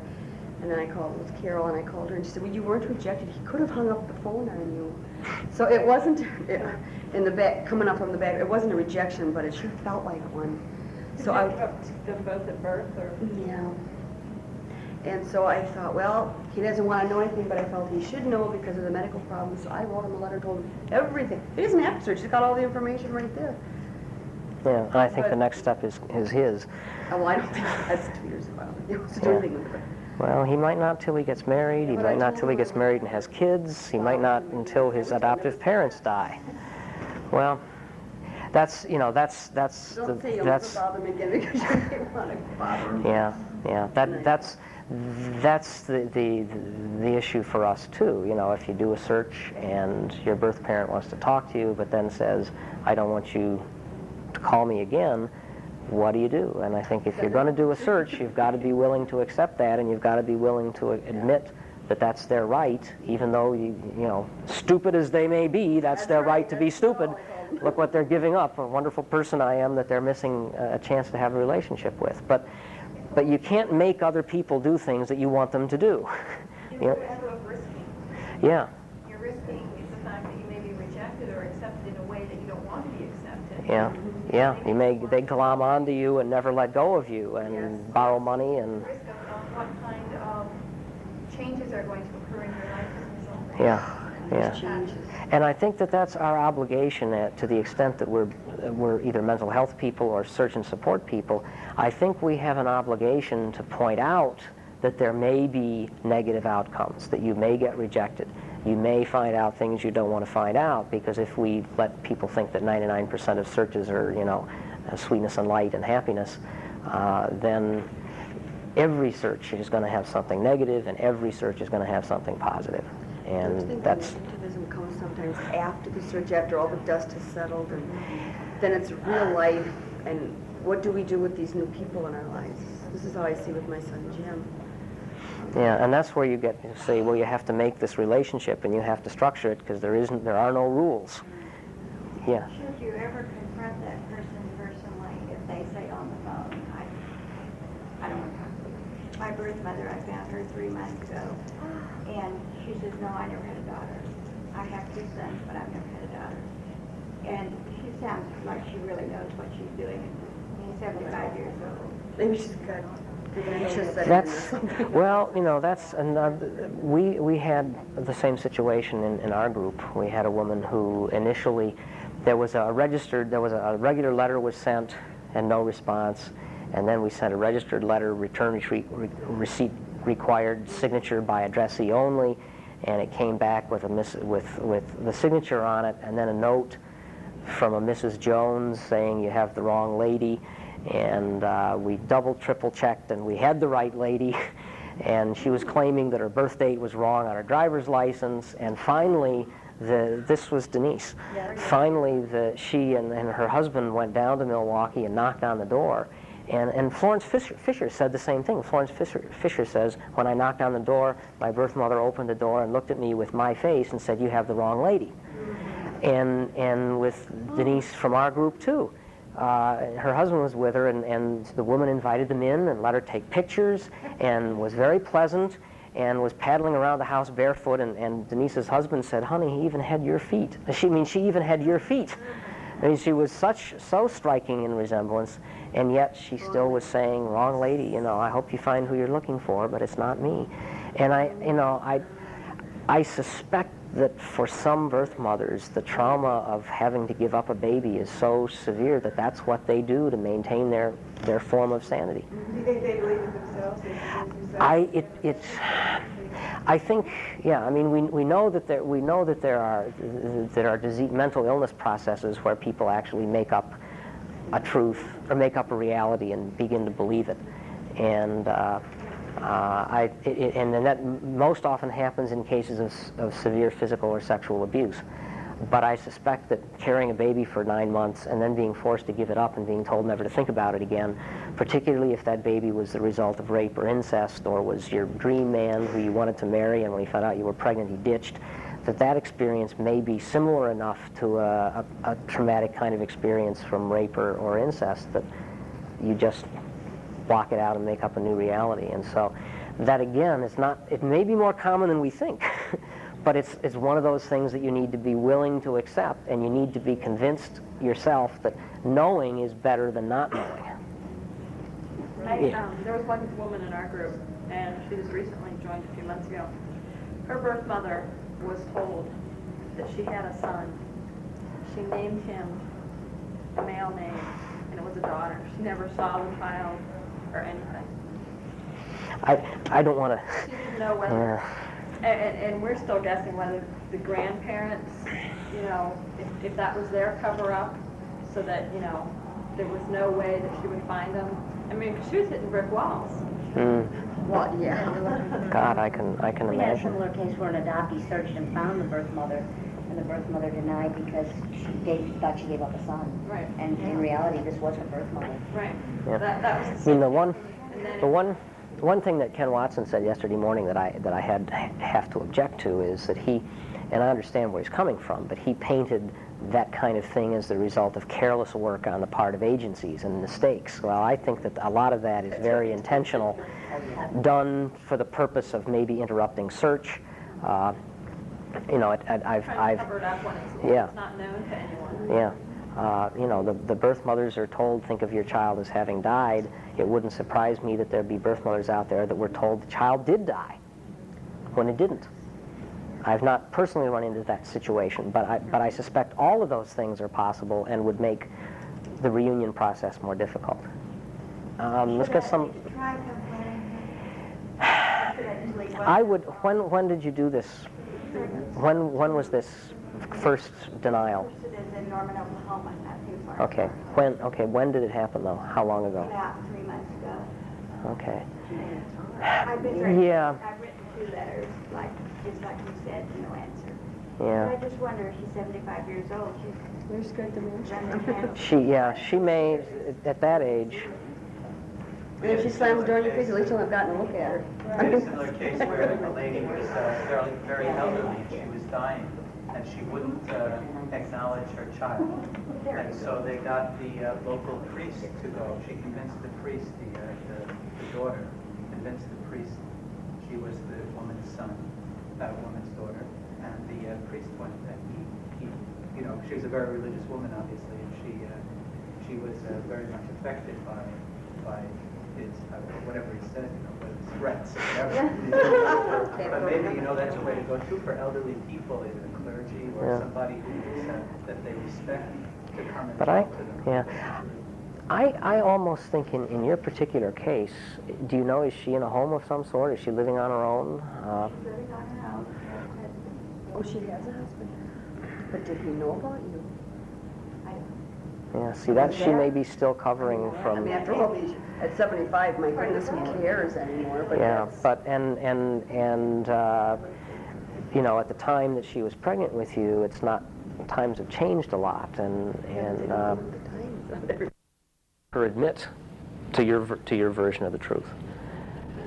I'm not... Right to try to convince her that that's Yeah, but what's the point? Yeah. But what's the point of doing it if the fact of But you know that. You know Yeah. it. Why do you have to have her admit it? because it's the truth. Because she's your mother. You have a right to destroy Well, there's the assumption. That's the assumption. Yeah. Well, Yeah, even it may. so. I mean, the fact is she gave you birth. And you're saying that But is- the fact of life, that you exist, then you're saying the fact that you exist will destroy her. That's a big assumption. No, That's a her big admitting. her admitting it, yeah. Could destroy her. Yeah. If you're a 35-year-old Well, woman this whose is the marriage assumption. falls apart, and I've been through this, and you've got a face going back to work, what is a 75-year-old woman, and my mother's in the same situation at 69, and her husband and her children don't know? What right do I have to You come have in? every right. No, No. To make her suddenly No. be living alone and having Because, to see, this is come the to whole, support in my herself? opinion, this is the whole point. This is the worst thing about adoption and secrecy. The thing is, why should we do this? Why should we let that person feel this pain? Why should we interrupt their lives? That's what they were telling me as an adoptee for so long. And so now I go around, just because a woman is older, just because her circumstances in life is different, I make the same assumption. Why should I cause her pain? That's the assumption, that I cause her pain. But, Okay. But But, the reality yeah. is different. But you don't have to.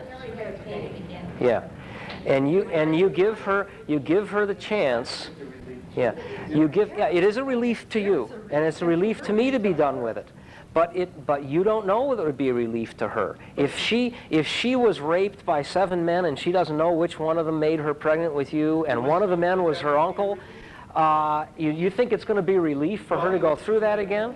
If she chooses not to, if you show up and you say, I am your son, I wanted to meet you, I wanted to find out, whatever you want to say to her, I don't think we have the right to insist that they go back and haul all that stuff up again if it's not your life anymore. Both of you together. Both of you together. Well- It's not like she's... But you're not going to be able to do that. She has other people in her life that have to be thought of. In my case, We're not saying to put it on public television, well, But in it's your- my Well- case, my birth mother does not want to I'm acknowledge responsible for everything I've ever done, and I always will be, no matter what I have done, and I feel Yeah. if I've done it, I have to face it. I would suggest, I'm going to play clinician for a minute, but I would suggest that that the insistence on forcing the birth mother to admit that they gave birth to you and they're your son, that's coming from some sort of anger on the part of the person that's saying that. You may be just taking a position, but it may be that you're angry, and that's maybe something to deal with about when you should search. Well, I think it invalidates the point if... Yes, but Would you like someone to make you tell that to your mom? if it's two people, the process of birth, I would think, is probably the thing that most bonds us between Yeah. any two people. It's not simply a question of I've done something right or wrong, and I have to admit it. This is a relationship there's no other comparable relationship. That the woman has given you birth. That it transcends these other, if these other responsibilities to, there are a hierarchy of responsibilities. Yeah, but the fact that she's given you birth binds the two of you together in a way that will never be undone. But I think that you don't have the right to insist that she accept your view of what's healthy for her.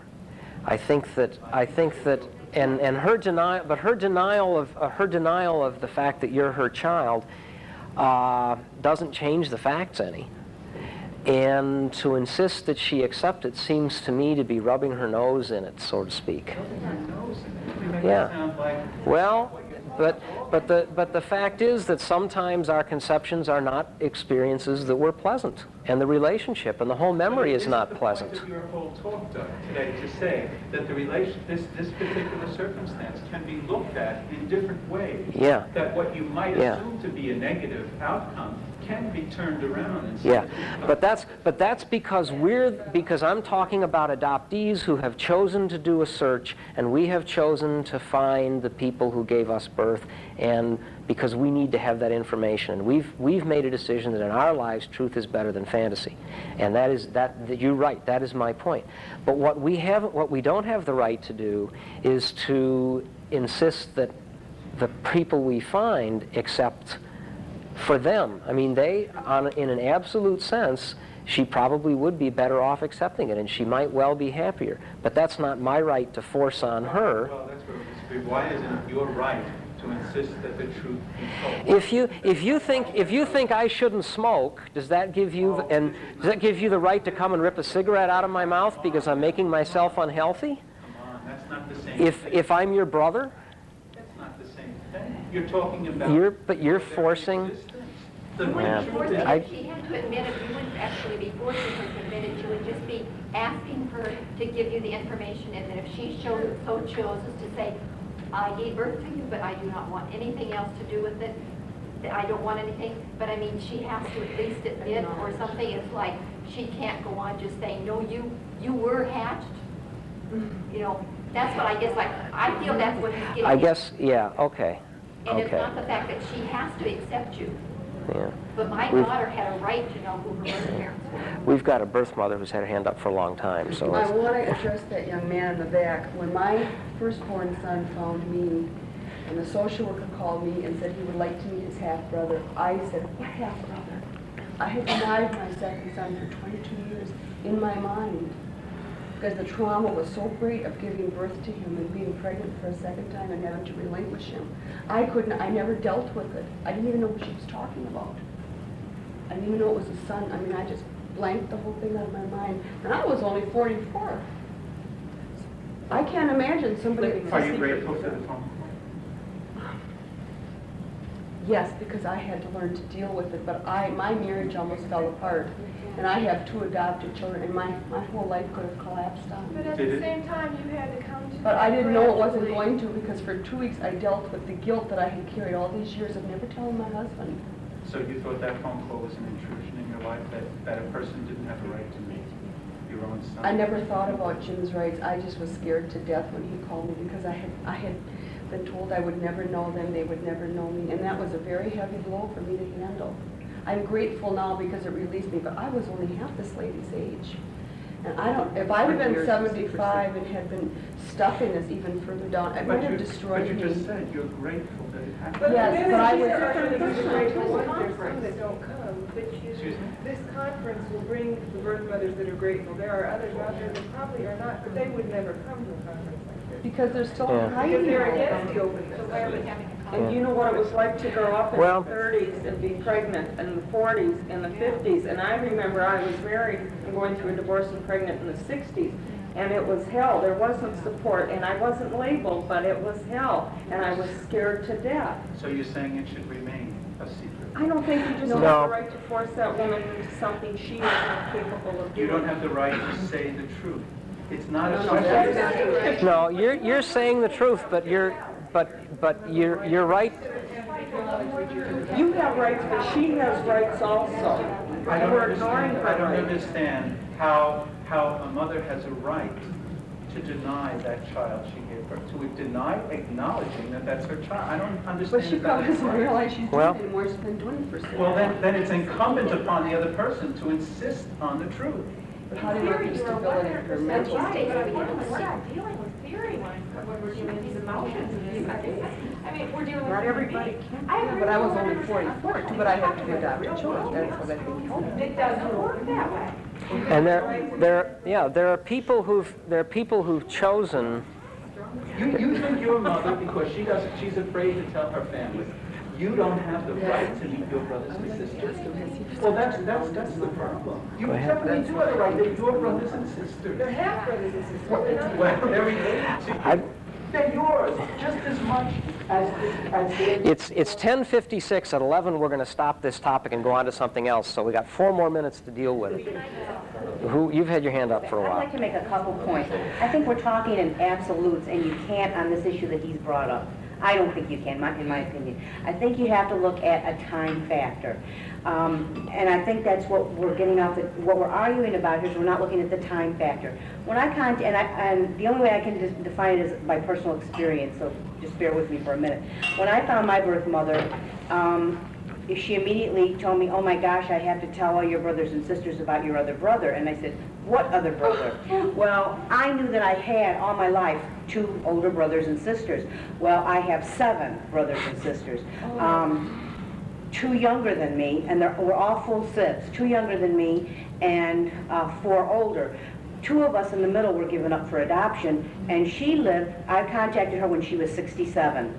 She told everyone in the family, including my brothers and sisters, that we died at birth.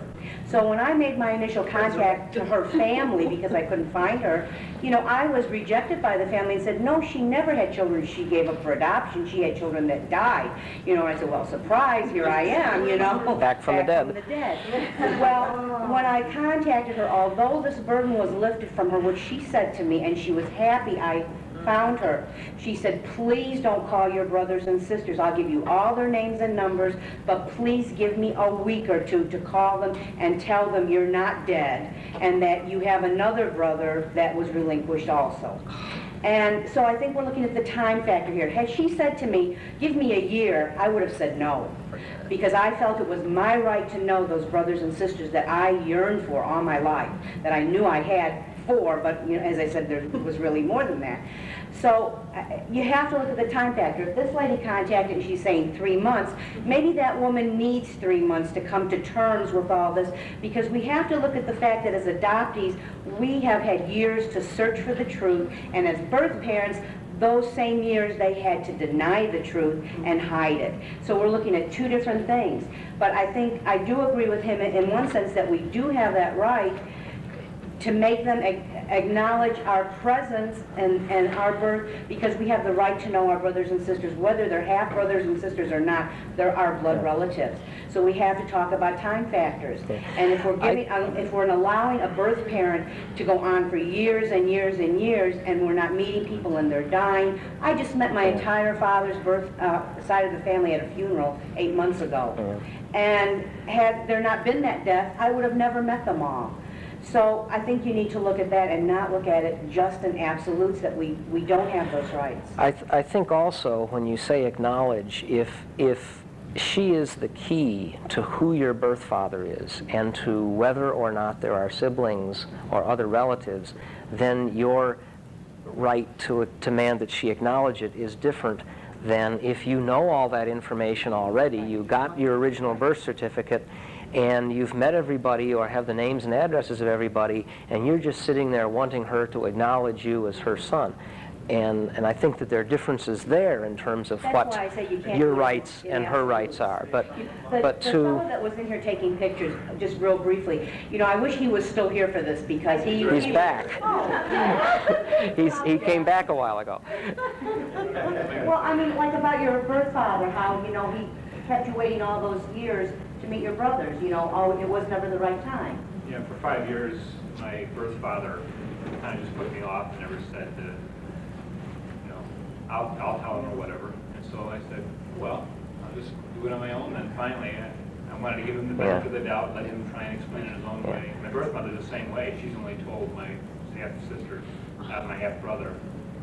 And yeah, I think the time factor is important. See, that's why I'm saying it's a time factor. You know, like, see, I was going to talk about you, Jack.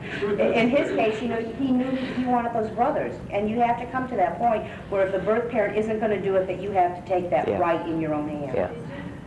did I what? Contact your father's One brother. The other brother I haven't contacted. Both, one brother on each side, I've been told by my birth parents, you can figure that out now, is having some emotional problems. And, you know, like her father said, he said, well, if you were going to contact anybody, I better you contact Don here rather than Bill. Bill couldn't handle it. So I waited 5 years and I contacted Don. And Don was, you know, tickled. And, you know, he's kind of like his father, though our father, is that he's kind of like, he's kind of backed off and just, I make calls to him, he didn't call me. So.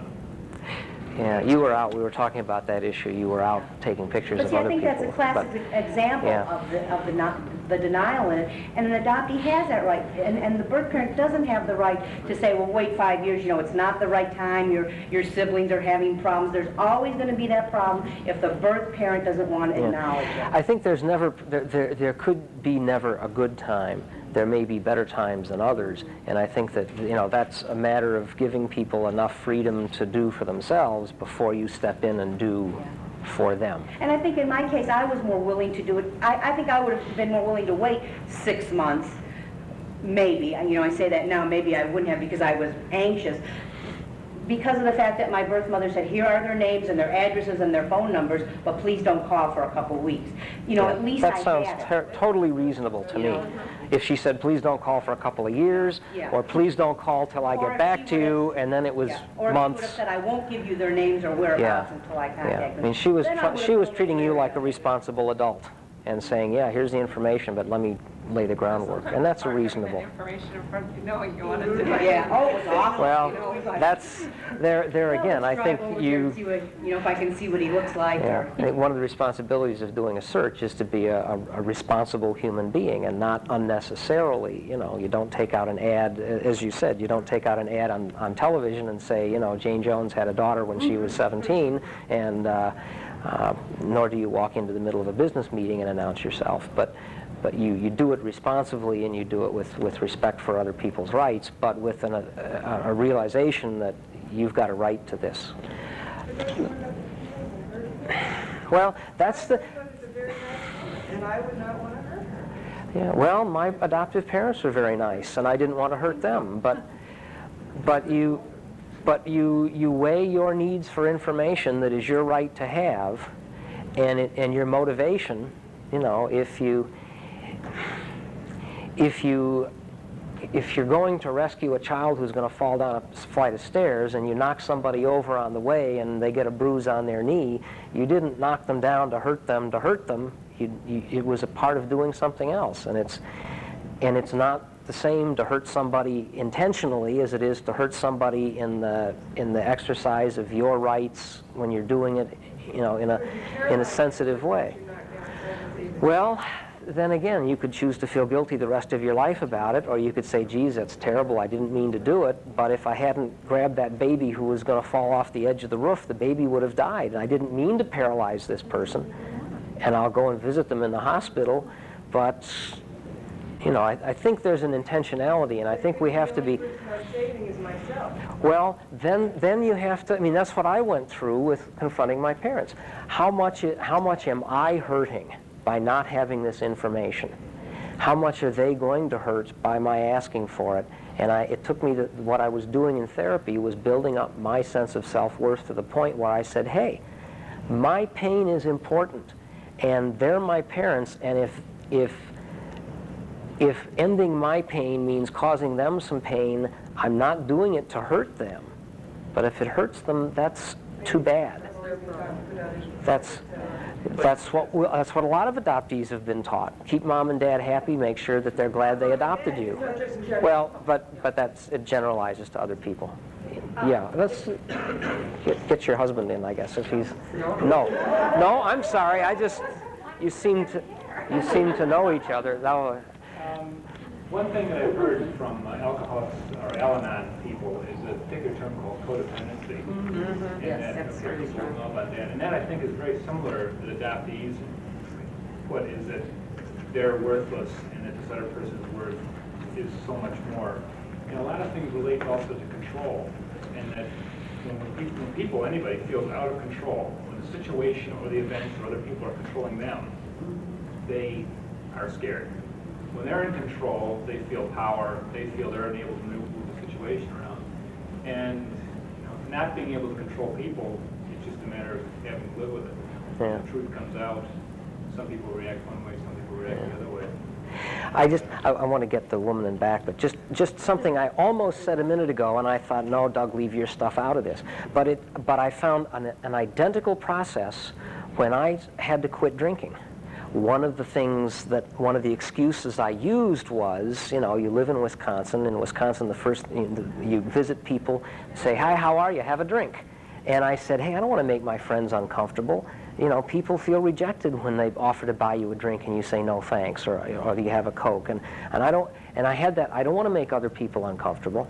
And I finally had to say, hey, look, am I going to kill myself with drinking to avoid making somebody else uncomfortable? To hell with them. I'm gonna stop drinking because I need to do that for me, and if I lose friends or make people uncomfortable, I'm not gonna preach, but I have to do this for me because I'm worth it, and my friends will understand that, and people who don't understand it maybe aren't that good a friend. And I think that's what I did with my parents too. I said, I need this information, I'm hurting without it. It's my right. If it hurts them for me to get it, I'm sorry, but they'll have to deal with it. And I think that that's what you do when in any situation is you look at your motivation and you look at your needs and their needs and you do what you need to do. I think the danger is that we don't want to go into it with anger and insist, and this is why I use the phrase rubbing her nose in it, insist that they admit to this painful, embarrassing, awful, perhaps thing. Why? To hurt them, to force them to own up to a mistake that they made? Why do we need to do that? Now, if we need to do that because that's the only way we're going to find our birth father, then, you know, maybe that's our right to do. But if we need to do that because we're angry at them for having given us up, then maybe that's not what we need to do. I've already found my birth father and his family. In fact, I Yeah. had 2 half-siblings last night. Yeah, and that's I get the chills. I mean, that's and so maybe, you know, you can let her rest a while and let her have her peace. The woman in the back was. I'm a birth mother, and I searched for 4.5 years for my son, feeling exactly all these things you were talking about. I don't want to disrupt his life. I don't want to hurt him. I don't want to hurt his family. I didn't want to do anything wrong, but I needed to know that this child was alive and where he was at, and that he was okay. I worried about him every single day of his life. If I had to wait till I was 70 years old, I would have lost my mind. I couldn't stand it. I have other sons, and he's thrilled when I finally found him that he has these brothers. And you have to think about yourself sometimes, and that it may be exactly what that other person needs. It may be difficult at first, but you don't have to introduce this new person into your entire family within a week or so. You can have a relationship with these people, just the 2 of you, for, you know, a year or more, whatever it takes. Yeah, you have a right to know those people. I couldn't wait till he hasn't met any of the rest of my family by his choice. But he's met my husband and my other 2 sons, but he's met his birth father. He was not impressed with him. But that's his choice to, you know. I gave him the options. I took him to meet his birth father. I called, made all the arrangements, took him there. And now it's up to him. And he's free to do whatever he wants to. And he is a part of my life forever, and he knows that.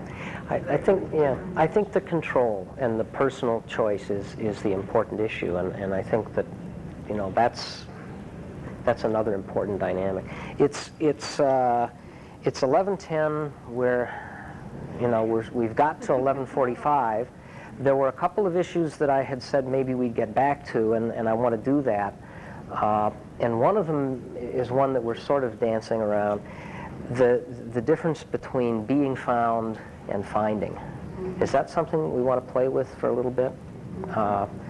You know, what are there differences between being an adoptee and getting a call from your birth mother out of the blue when you may not even have been curious about her that week, that month, that year yet in your life, and having a reunion that way, and being an adoptee and going through the evolution of deciding to search and the search process and holding your breath and making the call? Are there differences in outcome and experience? Certainly in control there is. The adoptee who's found is not in control of the situation any more than we were in control of the situation when we were adopted.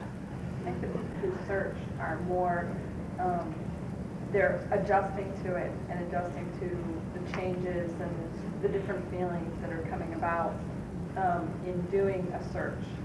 And that's why I think it's really good for that individual to do the search rather than pay a searcher to do it, because you have to work through the feelings. Though, you know, some searches are impossible, and it's, you know, you have no other way but to pay someone to do it.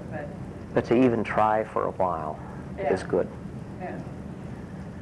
I might say right here that I wish that the birth parents would have done it, and they would have, except they were evidently of the mindset that they had no right, and they didn't want to intrude. So there again, it was the myth that kept them from it. So I feel that she would have been much better off if they had done it sooner. I'm glad that I was a bad adopted parent that I I didn't really push it, but I did more than maybe some of you think that I should have done, but I did it and said, I've done this, do you want me to do more? And she'd say, yeah, I want to do it. But she's a very much of a procrastinator. One of the other things I wanted just to mention is, I have a friend that's a neonatologist, and when I was down, went through the preemie ward just a few months ago, there was a baby there that they were discussing the fact that the mother wanted to put the boyfriend's name on the birth certificate instead of the father's name. And they were discussing, and they said, well, we'll have to let the social worker come in. And I was saying, Bill, Bill was like, I'm not going to get involved in this. And I said, hey, you're the doctor, really. But there again, we're in the 90s, and they're still able to play around with birth certificates. And I'm wondering if one of our causes or something, I don't know how to get that, but I just kind of just wanted to lay that out because it just hit me. Yeah, it's a little off of our topic, but there are some pretty frightening things going on in terms of reproductive technology, and if we think we as adoptees who are in our 30s and 40s have trouble now, just imagine, when your birth mother was fertilized by sperm from one of 7 medical students and they mixed it all together, so even if you can find out which of the 7 it was, you've got to line them up and say, now who do I look And they're like? not told that. They think it's sperm from one donor, Yeah. and it's usually not. So, but yeah, I think both of the points that you raised are points for activism, because it's through conferences like this and getting on the television and stuff that birth parents are out there saying, hey, I didn't know I could search. And that's, our group, whenever we get a chance, even if nobody comes up to us. And Pat sat for 4 hours in Wisconsin Rapids one day. One person came by at the booth. Yeah. But all of the people who walk by and eye the sign, that's education that we're doing, that increases the likelihood that birth parents and adoptees will say, hey, search for my birth family. I didn't know I could do that. And so we've got a lot of education to do. But, yeah. Talking about back the idea of being found or searching, in my situation, I was found by my birth mother when I was 14. And it took me 6 years or 8 years, I'm starting to remember now, before I contacted my birth father, even though she knew his whereabouts all during that time. It took me until I met a professor of mine who told me that he himself was a birth father, and realized that, birth fathers maybe aren't as bad as I thought they would be. And writing a letter that same day, and then since then having a relationship with him also was nice. Yeah. But it took me 6 years or 8 years for me to take these steps, even though all I had to do was ask my birth mother for her address. So. Yeah. Well, when you were ready, you did it, and that's another whole issue. Being contacted at 14 by your birth mother, must have been quite a. Well, she contacted my adopted parents first, so I didn't have to go through the struggle of whether or not to tell my adopted parents. Yeah. They knew they hadn't tell me. So. Yeah, at 14, that's their job to worry about it. she probably did the right thing, although that's a whole other. But that was the idea that you were talking about. I imagine she was weighing the issue whether or not it was more important for her to know than the possible effects for me. Yeah. It didn't bother me. Well, that's a topic for a whole other workshop, is what do you do about contacting minors? And, if one were to decide that that's advisable or necessary, how do you best go about it? And, if I was picking an age at random to contact a male, I would say 14 would be about the worst. maybe 13 and maybe 15 would be worse than 14, but they're all probably pretty well tied. Yeah. My birth mother, she tried to tell me a little bit about my birth father, and I guess she portrayed this horrible picture, like you never want to contact him, he's a real slime and da-da-da-da-da. And I was like, that's your opinion. You went through a different situation with him. So I contacted him, and I was able to find out that he was slime. He really was a slime.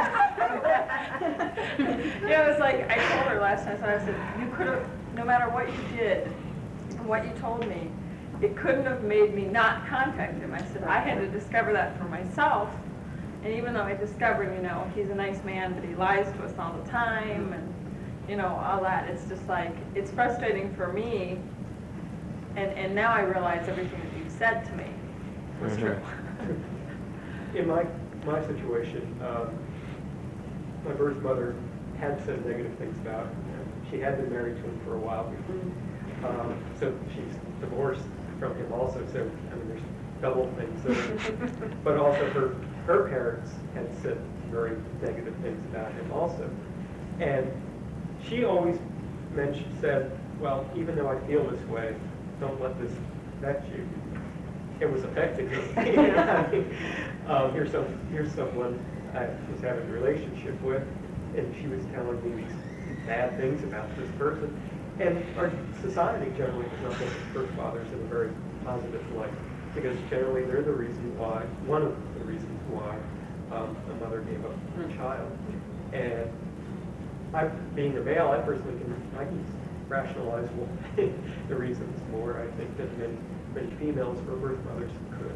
It doesn't make it anything better, but I can understand that being older now and all, but if I was 18, the possible solutions would seem much more narrow at that time. The other coast would look mighty inviting at that point. One thing, I was in one other group over here, seeing pictures, and this one guy was talking that he's heard now clinicians calling birth fathers random inseminators.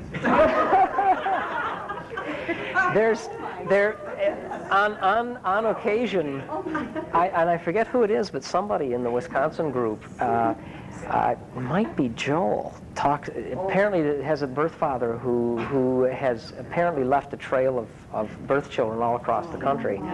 And, you know, yeah, I don't know. I think he was a salesman or something, but That we know about. That's the key. yeah, that's... So many women having sex with such slimy people. Oh, hey, look sometimes you don't see the slime until you know them for a while. Yeah, I mean, my birth father had one child that no one knew about except his oldest daughter. And he told me about that child, which I believe was a boy, and would be like 45.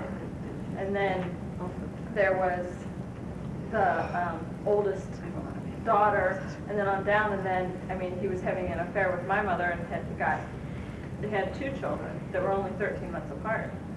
And they're none other that we know about, but... I mean, once in a while, when we're in an adoption meeting or I'm with a bunch of adoptees, and I know them and I know that they won't be made uncomfortable by it, I'll make a joke about, you know, what a bunch of bastards we are. But the sad fact is that unfortunately many times one of the things you've got to be prepared for in a search is that you're going to go back and you're going to find, as people in my group have had, that, you know, mom was an exotic dancer, and you know, which is generally a fancy term for a prostitute, and that there were 3 kids by 3 different fathers, and she brought them home to grandma and grandpa to raise while she went out and made more money and more kids. And you sometimes find, you know, fathers that aren't pillars of society either. And, you know, I mean, women who, I don't want to run down women who make a living that way. I mean, they do what they think they've got to do. But you may find things that don't make you so proud of you know, members of your sex. But that's reality too. And if you're going to search, the odds are that you're going to find something that is at the least sad, and maybe worse than that. But that's, you know, if you're going to look back, you've got to, you know, realize you're turning over rocks in many cases, and you don't know what's going to crawl out. It's easier for men to be slime balls than women, because we don't have to pay the consequences. You know, we can be random inseminators and have 7 women at once that we have. Yeah, I mean, and so it's more likely that you're going to find birth fathers, I think, that are characters. But you know, there are women who are prostitutes and not careful with birth control, and if that's what you find, then that's what you find, and you have to be prepared to accept that as a part of your background and not be condemned by it. Yeah. I just want to follow something else that you mentioned earlier. Sure. Your issues about your group. Yeah. Who have had reunions. We have a parent parent finders group within the city. And that really does very well in terms of dealing with the searches. But I work for a government agency that only allows us to do counseling when there is a match through the registry. But there's no legislation that says we can't do counseling for anyone who has had a reunion by Otherwise. whatever means. And I really find that people from parent finders, as an alternative to what you were discussing about why people leave, I found that their needs weren't being met once the search was completed, that the drive of the organization is to do the search, but that their issues become different, and that they feel they still want to support the people who are doing the searching, but feel that their needs become different. And so in fact, they belong to both groups at that point. They assist other people in doing their searches, but still come to the support, we call it a PAR group, which is Post-Adoption Reunion Support Group. And they come to that group to talk about their issues once they've had their reunion, and talking about many of the things that you're talking about tonight, or today rather, in terms of how do you tell other people, who you hurt in the process of this, how do you integrate this new relationship to your existing family. And I'm wondering if you would talk about that a bit more, because I think the topic is close to you, and I'd like to hear a bit more about that. Sure. Yeah, I got a couple thoughts on that issue. Now, you had your hand up shortly after she started talking. Do you want to speak to that, too? Go ahead. Well, yeah. That's a problem that we have, and a little bit. Adoption information and direction is expressly for all three sides of the triad, and I think we're somewhat unusual in that way. But what we find, at least in our group, and I think I've talked to a couple of the other leaders, is that people come, they get the search help, they do the reunion, and then they're gone. And only a small percentage of them come back. We're sort of junkies or addicts to the process. And we're sort of wishing for two reasons. For one, that it helps adoptees and birth parents and adoptive parents who are contemplating a search to talk to somebody who completed their search a year ago. And that it would be helpful to the new people to have some of the older people, the veterans, come back. But I also wonder if there aren't issues that aren't being dealt with. And it may be that we don't meet those needs, although we usually try and talk about... Well, yeah, I mean, we talk about our experiences, those of us that have stayed on, but it may be that the solution that you got sort of forced into through legislation is another option, is that you have another time or another group to deal with post-search reunions. I'd rather not see it go that way myself, because I think it is all one piece. And maybe if a group is having trouble with keeping people staying on, maybe we should look at what are we doing for the people that are post-search as opposed to the people that are pre-search or in search. Yeah. Part of what happens, though, is that the two groups are really still integrated in many ways because they have joint membership. Yeah, but it's sort of like a progression, but they're still part of both groups. Yeah, you were next. Okay. My son is searching, and it's unfortunate that my husband did not approve.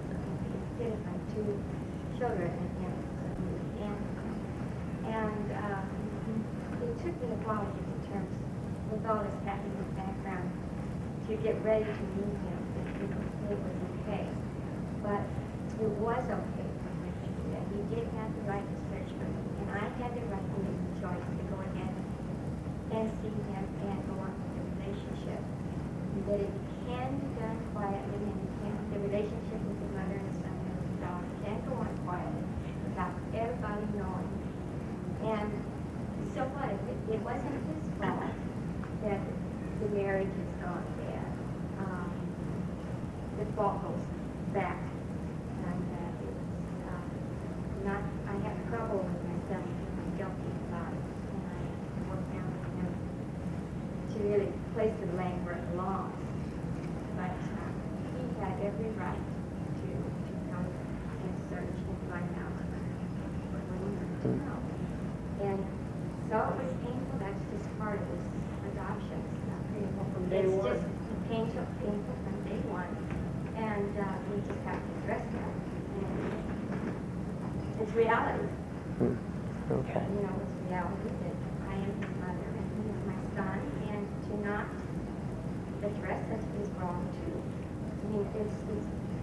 it's just as wrong as addressed it as all the other things were wrong.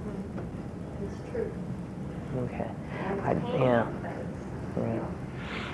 I don't want to get back onto that issue again because we have moved away from it, but I think what we have to decide is whether do we have a right to force someone to adhere to what is good for some people? Is that automatically good for all people? And I really think there's other things we need to talk about, so I don't want to hear any more about that issue now, okay? I'm going to be very authoritarian. Back to adoptees who are searching versus post-search versus that issue, yeah. I was going to address you with the group, how when they don't come back. In our adoption support group, I'm on the other end too. We help people that are trying to adopt, lead them by the hand through every step. And once they've adopted, they'll come back 1 or 2 meetings, and then they no longer come back either. So I think it's just, they get busy with their lives, with just dealing with what's going on with them. And it's not the group themselves, but when they need us, they will call us. This is what we have found. And when they're having trouble with the children integrating into society, because many of them are from the other countries, then they need us, then they come back. And I think this works for the other. It also helps to know that the options are available. Right, we're there if they need Yeah, us. and what We know where to go. possibilities they have. The group that Kind we of have is support. open, and people can come back Yes. whenever they feel the need, because at different times in the reunion process, the needs will become such that they feel the need of support. Right. And they're very positive about it. They like the concept of person. They like to be able to come back. They don't all need it all at the same time. Yeah, yeah. I think, too, it may be that what's just been pointed out is that we're no different than any other kind of group. A church, a scouting group. You get a few people who do 90% of the work. 10% of the people do 90% of the work, and the other 90% of the group are there, but you can't count on them for anything. And maybe that's just the way reality is. Yeah. I'd just like to say, too, that I think that what's kind of being touched on with some other things that hasn't been brought up, I think what Liston calls the unsuspecting spouse.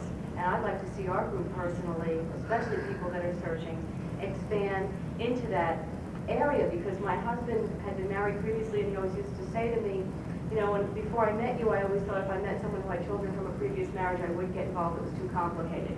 Now he says to me, they can have 50 kids as long as they're not adopted. I was like, if you ever find that I was going to meet anybody, that's the first thing I'd ask when we're done. So that end of it goes on. I'd also like to say, though, from the end of an adoptee who had all the issues with control, that one of the side benefits I found from the control, which was one of the most major things, is that as a result of the adoption, and also my adoptive family, but I think the adoption went heavily, that my issue of trust had been completely destroyed. And that by taking not only the control, the side benefit was that every time I went out and made a phone call and found someone who was willing to help me, that it took the trust out of the therapy setting where it was safe, and it helped me find all these other people that were wonderful and kept giving, and that trust that got built back up was like as wonderful as the taking control. Yeah, that's So I'm very pro-adoptee searching myself, and that's another issue that I have written down back here that I've long since thrown that away.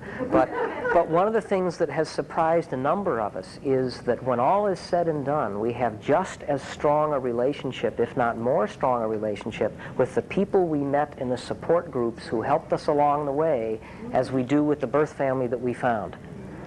Because we've shared an important part of our life, an empowering part, a growth part with these people, and we've sort of helped each other along. I think that there's possibly some similarities between the adoption search self-help process and the 12-step process in addiction. I don't want to overdo that, and maybe someday, we talked about doing a workshop on that one time, and the workshop got canceled, and the conference was canceled, but there is something there in the self-help and the mutual support and help of others that, and it may be that those of us that stick on in the groups are the real junkies or the real adoption addicts.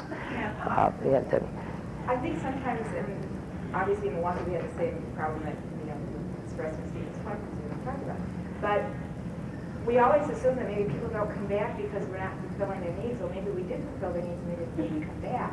And I don't think that's always the case, but I think that sometimes that genuinely is the case, and we just always assume the negative. And it may not always be. We're assuming again. Yeah, exactly. Yeah. Maybe that isn't the case. I don't know that for a fact. I'm just saying I think that that's the case. In fact, adoption information and direction is just in the preliminary analysis stages of data from a follow-up study we've done, and I spent a couple of days of my spring break from the university over in Eau Claire tabulating up things, and I did find that a number of people who'd been to 2 meetings of my group, 5 years ago when we first started, we just sent out a questionnaire to everybody who had ever showed up at a meeting, and I discovered that they had a successful reunion, everything's hunky-dory, peachy keen, and they're so grateful to our group. And I'm saying, God, I wish I'd known that, I thought I'd failed these people. They came twice and never came back. The other thing that happens is we've had one case of somebody who came once, didn't come back for 11 months, came back 11 months later and said, well, it took me 11 months to get ready, but last week I called the social worker that I met at that meeting I came to, and 2 days later I was talking to my birth mother, and I just wanted to tell you it was wonderful, but it was 11 months of incubation. So, yeah, we don't want to be overcritical and assume that people aren't coming back because we didn't meet their needs or because they're unhappy, but even if we met their needs, I'd like to figure out a way of getting them to come back to help the people who are trying to decide, is this worth it? If there's nobody around who said, yeah, I searched 3 years ago and it's been great, or it was mixed, but overall I'm still glad I did it. I'd like to encourage that kind of thing if I can. One thing that we did changed about a year ago, I'm with Truth Seekers here in Chicago, and we completely eliminated all search talk or workshops during the meeting. The meeting was more or less just for support. And at the beginning half of the meeting, we would try and elicit people to come up and talk about reunion stories or personal experiences. And our president, Barbara, between 80 and 100 people at a meeting, and I'd say about 50 are walking, or people that never came. I mean, it was always the first time, new each time.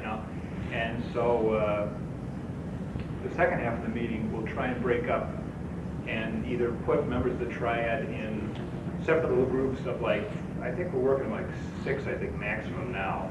We had 10, and that was too many, to where people could talk and then more or less pick a subject about adoption, whatever phase we're going to talk about that night. Talk about it in a small group, and then try and get a spokesperson from each group to talk about what feelings were discussed in that little group.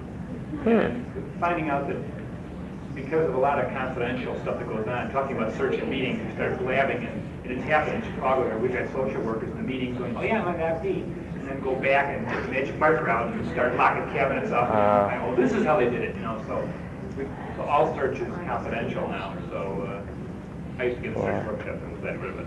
I'm also with Truth Seekers, and when we get into these small groups, we sometimes separate just adoptees, just birth parents, and adoptive parents, and sometimes we separate where there's members of the triad in each group. Right. And something Jack doesn't even know about yet, but that we're going to start doing is not only having the search talks at the beginning, but in the second half, not always have the small groups, but actually have the people who have had post-reunion experiences, whether they're good or bad, get up and share that with as an entire group. Because it is important for those of us who do continue to stay in the movement for years and years to get these stories out, because things do change. I don't feel about my 3-year-old reunion now that I did when it happened. And we need that continuous support, and that draws the people back. We find that because it's an ongoing little group of 4 and 6, people will talk about things that they won't talk about to a big Yeah, crowd. with 50, I can easily see that. Yeah, see, we're running now. We're up to about a dozen to 15, 18 people at a meeting. I've had meetings in the past where I was the only one that showed up, and that's disheartening. But yeah.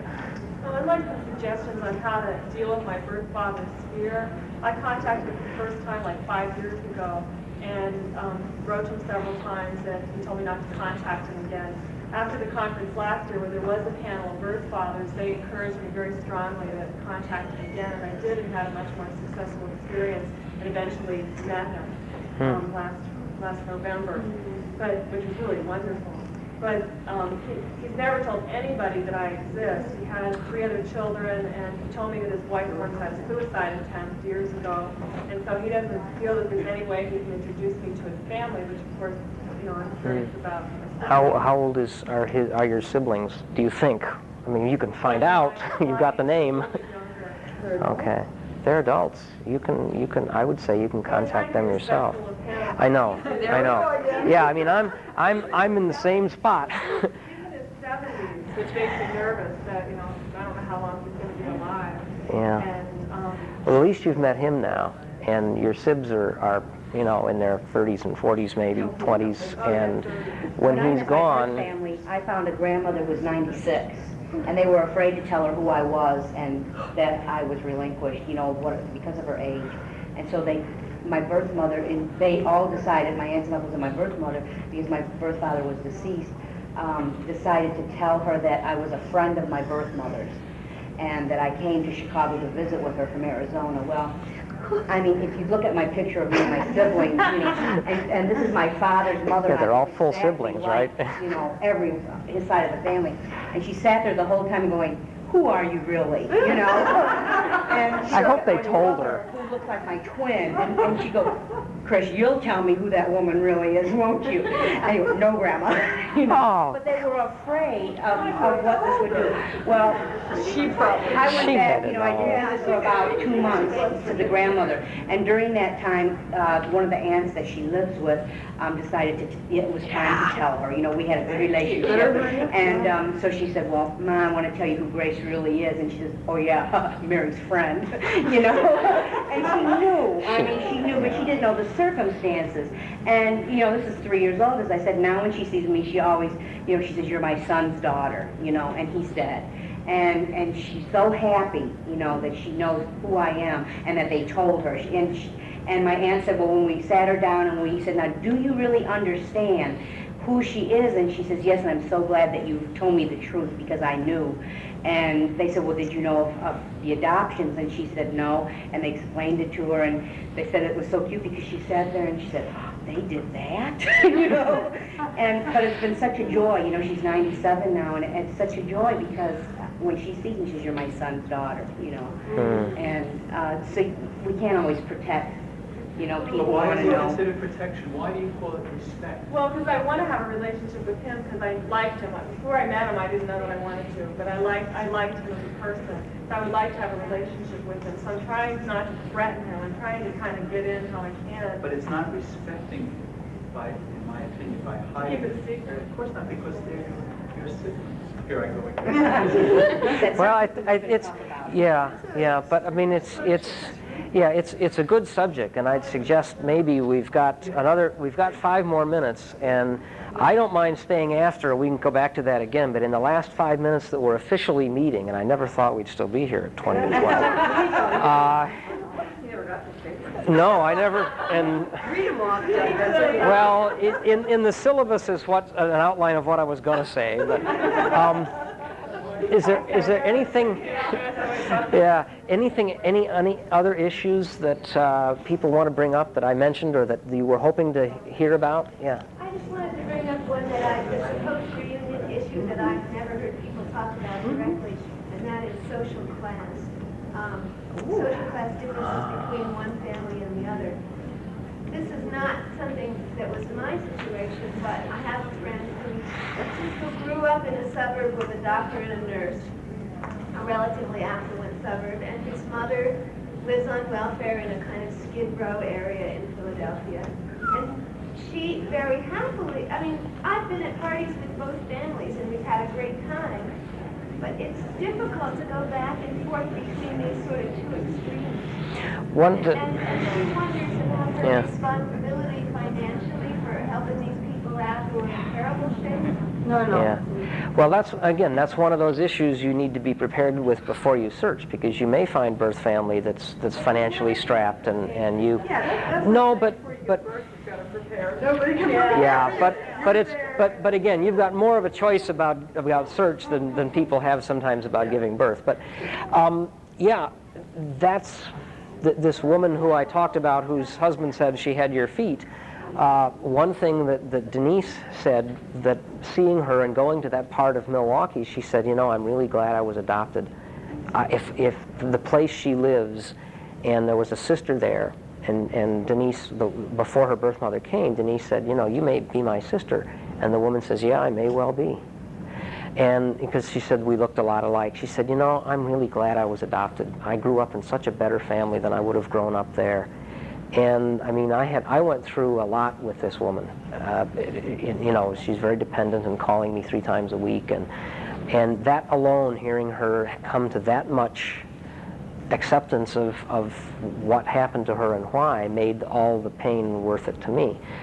So, you know, most of the time I think what's going to happen is that you'll find the birth family is of a lower socioeconomic class than the adoptive family, and that's why they have adoptions in many cases. But I've not seen it addressed in any formal sense either, other than, you know, you may not be able to mix the 2 families together and have lots of hunky-dory kinds of things. In some cases it works. You know, I mean, my 3 adult half-sisters, they're all in teaching or child mental health, which is exactly what I'm in. And we have lots of professional interests in common, and their family and my family are socially close enough. They're both Reagan Republicans.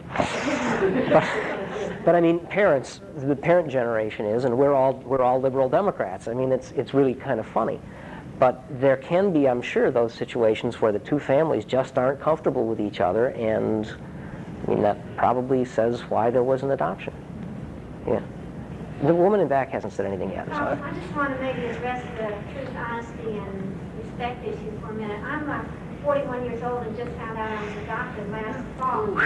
And so when my parents are still alive, they just sort of failed to tell me. They told me when I was 3, but of course I didn't remember, and it was never brought up again. They had 2 natural brothers. They're natural with my parents. And when I talked to them, they said, I said, did you know I was adopted? They said, well, yes. And they were sure my parents thought I knew. Everybody in my whole family, all the aunts, uncles, everybody but me knew. Now, I decided that when I would approach them, everyone would say, are you going to confront your parents? No. What I said to them was, in a casual way, we never talked about adoption, my adoption, do you have any information? I never let them know that I didn't know, because they thought they did the best job they could as parents, and this is how they decided to do it. And I know my mother would have been very upset if she thought she ever did me any harm. And in fact, she wrote me back a letter after this 10-minute conversation saying, we never meant to cause you any pain. When I brought you home from the hospital, you were my baby and nobody else's. That's her reality. I'm now going to search for what is my 73-year-old birth mother, and I'm not telling them that I'm searching. And I more than likely won't tell them if I found her, because they're in their 70s, and it isn't their issue, it's my issue. It's my issue, and I feel like maybe, like you say, I'm making it up as I go along. If it feels comfortable, I will. But right now, even though everyone says, oh, you have to tell them. It may be dishonest, it may be continuing to lie, but it's not their issue, it's my issue. And then I thought I was born in Jacksonville all my life. And then I found out I was born in St. Petersburg, and the adoption took place in Pensacola. Now, I want to approach that with a sense of curiosity with them. They must have known I was not born in Jacksonville, even though they told me that all my life. When I had to get a passport a couple of weeks ago, for the first time, I had to say to myself, am I going to put down what I've done all my life in Jacksonville, or am I going to put down the truth? So I put down the truth, hoping that I'd spell St. Petersburg right. And see, that's my issue. And so I'm going to ask them about it with a sense of curiosity, not a sense of blame that they didn't tell me the right information. So I think it's all relative. To me, this is my approach, and it may come about that I will approach them, and it might make us closer. But right now, knowing my mother's not really in touch with most reality, she would, for the rest of her life, she would blame herself for making a grave error. Is that worth it to a 71-year-old? I said at the very beginning, you know, things that are true and applicable to 95% of us, they're going to be 5% where the situation is such that things are real different. I also think that you've chosen to take an approach where you've chosen to at least maybe ignore for now or set the anger aside and deal with that later. I think there are going to be a whole lot of things you're going to have to deal with about trust and anger and relationships. Yeah, yeah.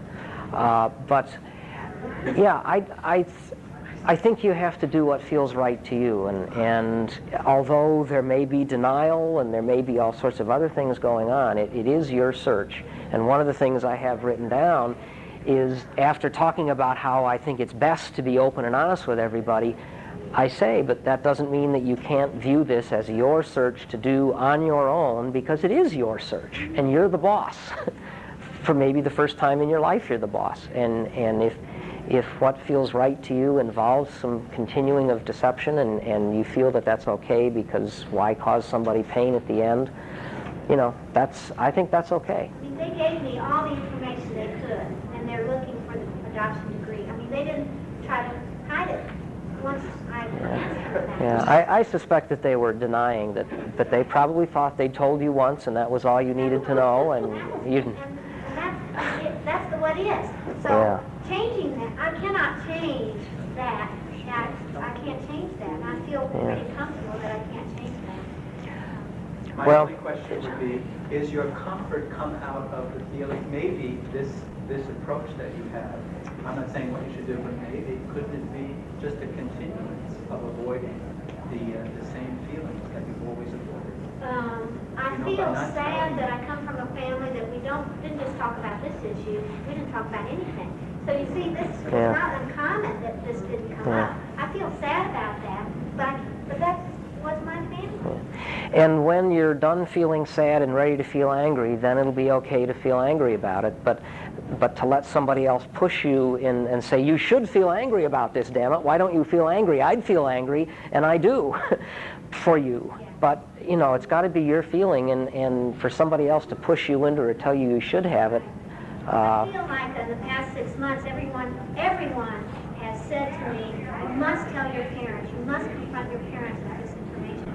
And something in my gut says, no, it's not their issue, it's my issue, and I feel good. I feel okay that I'm not going to say, why didn't you tell me this? I know why they didn't tell me.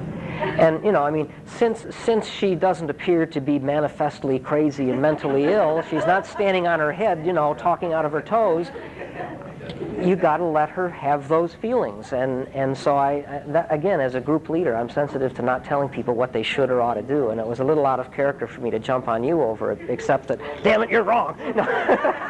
Thank you all for coming. This has been more fun than I ever expected it would be.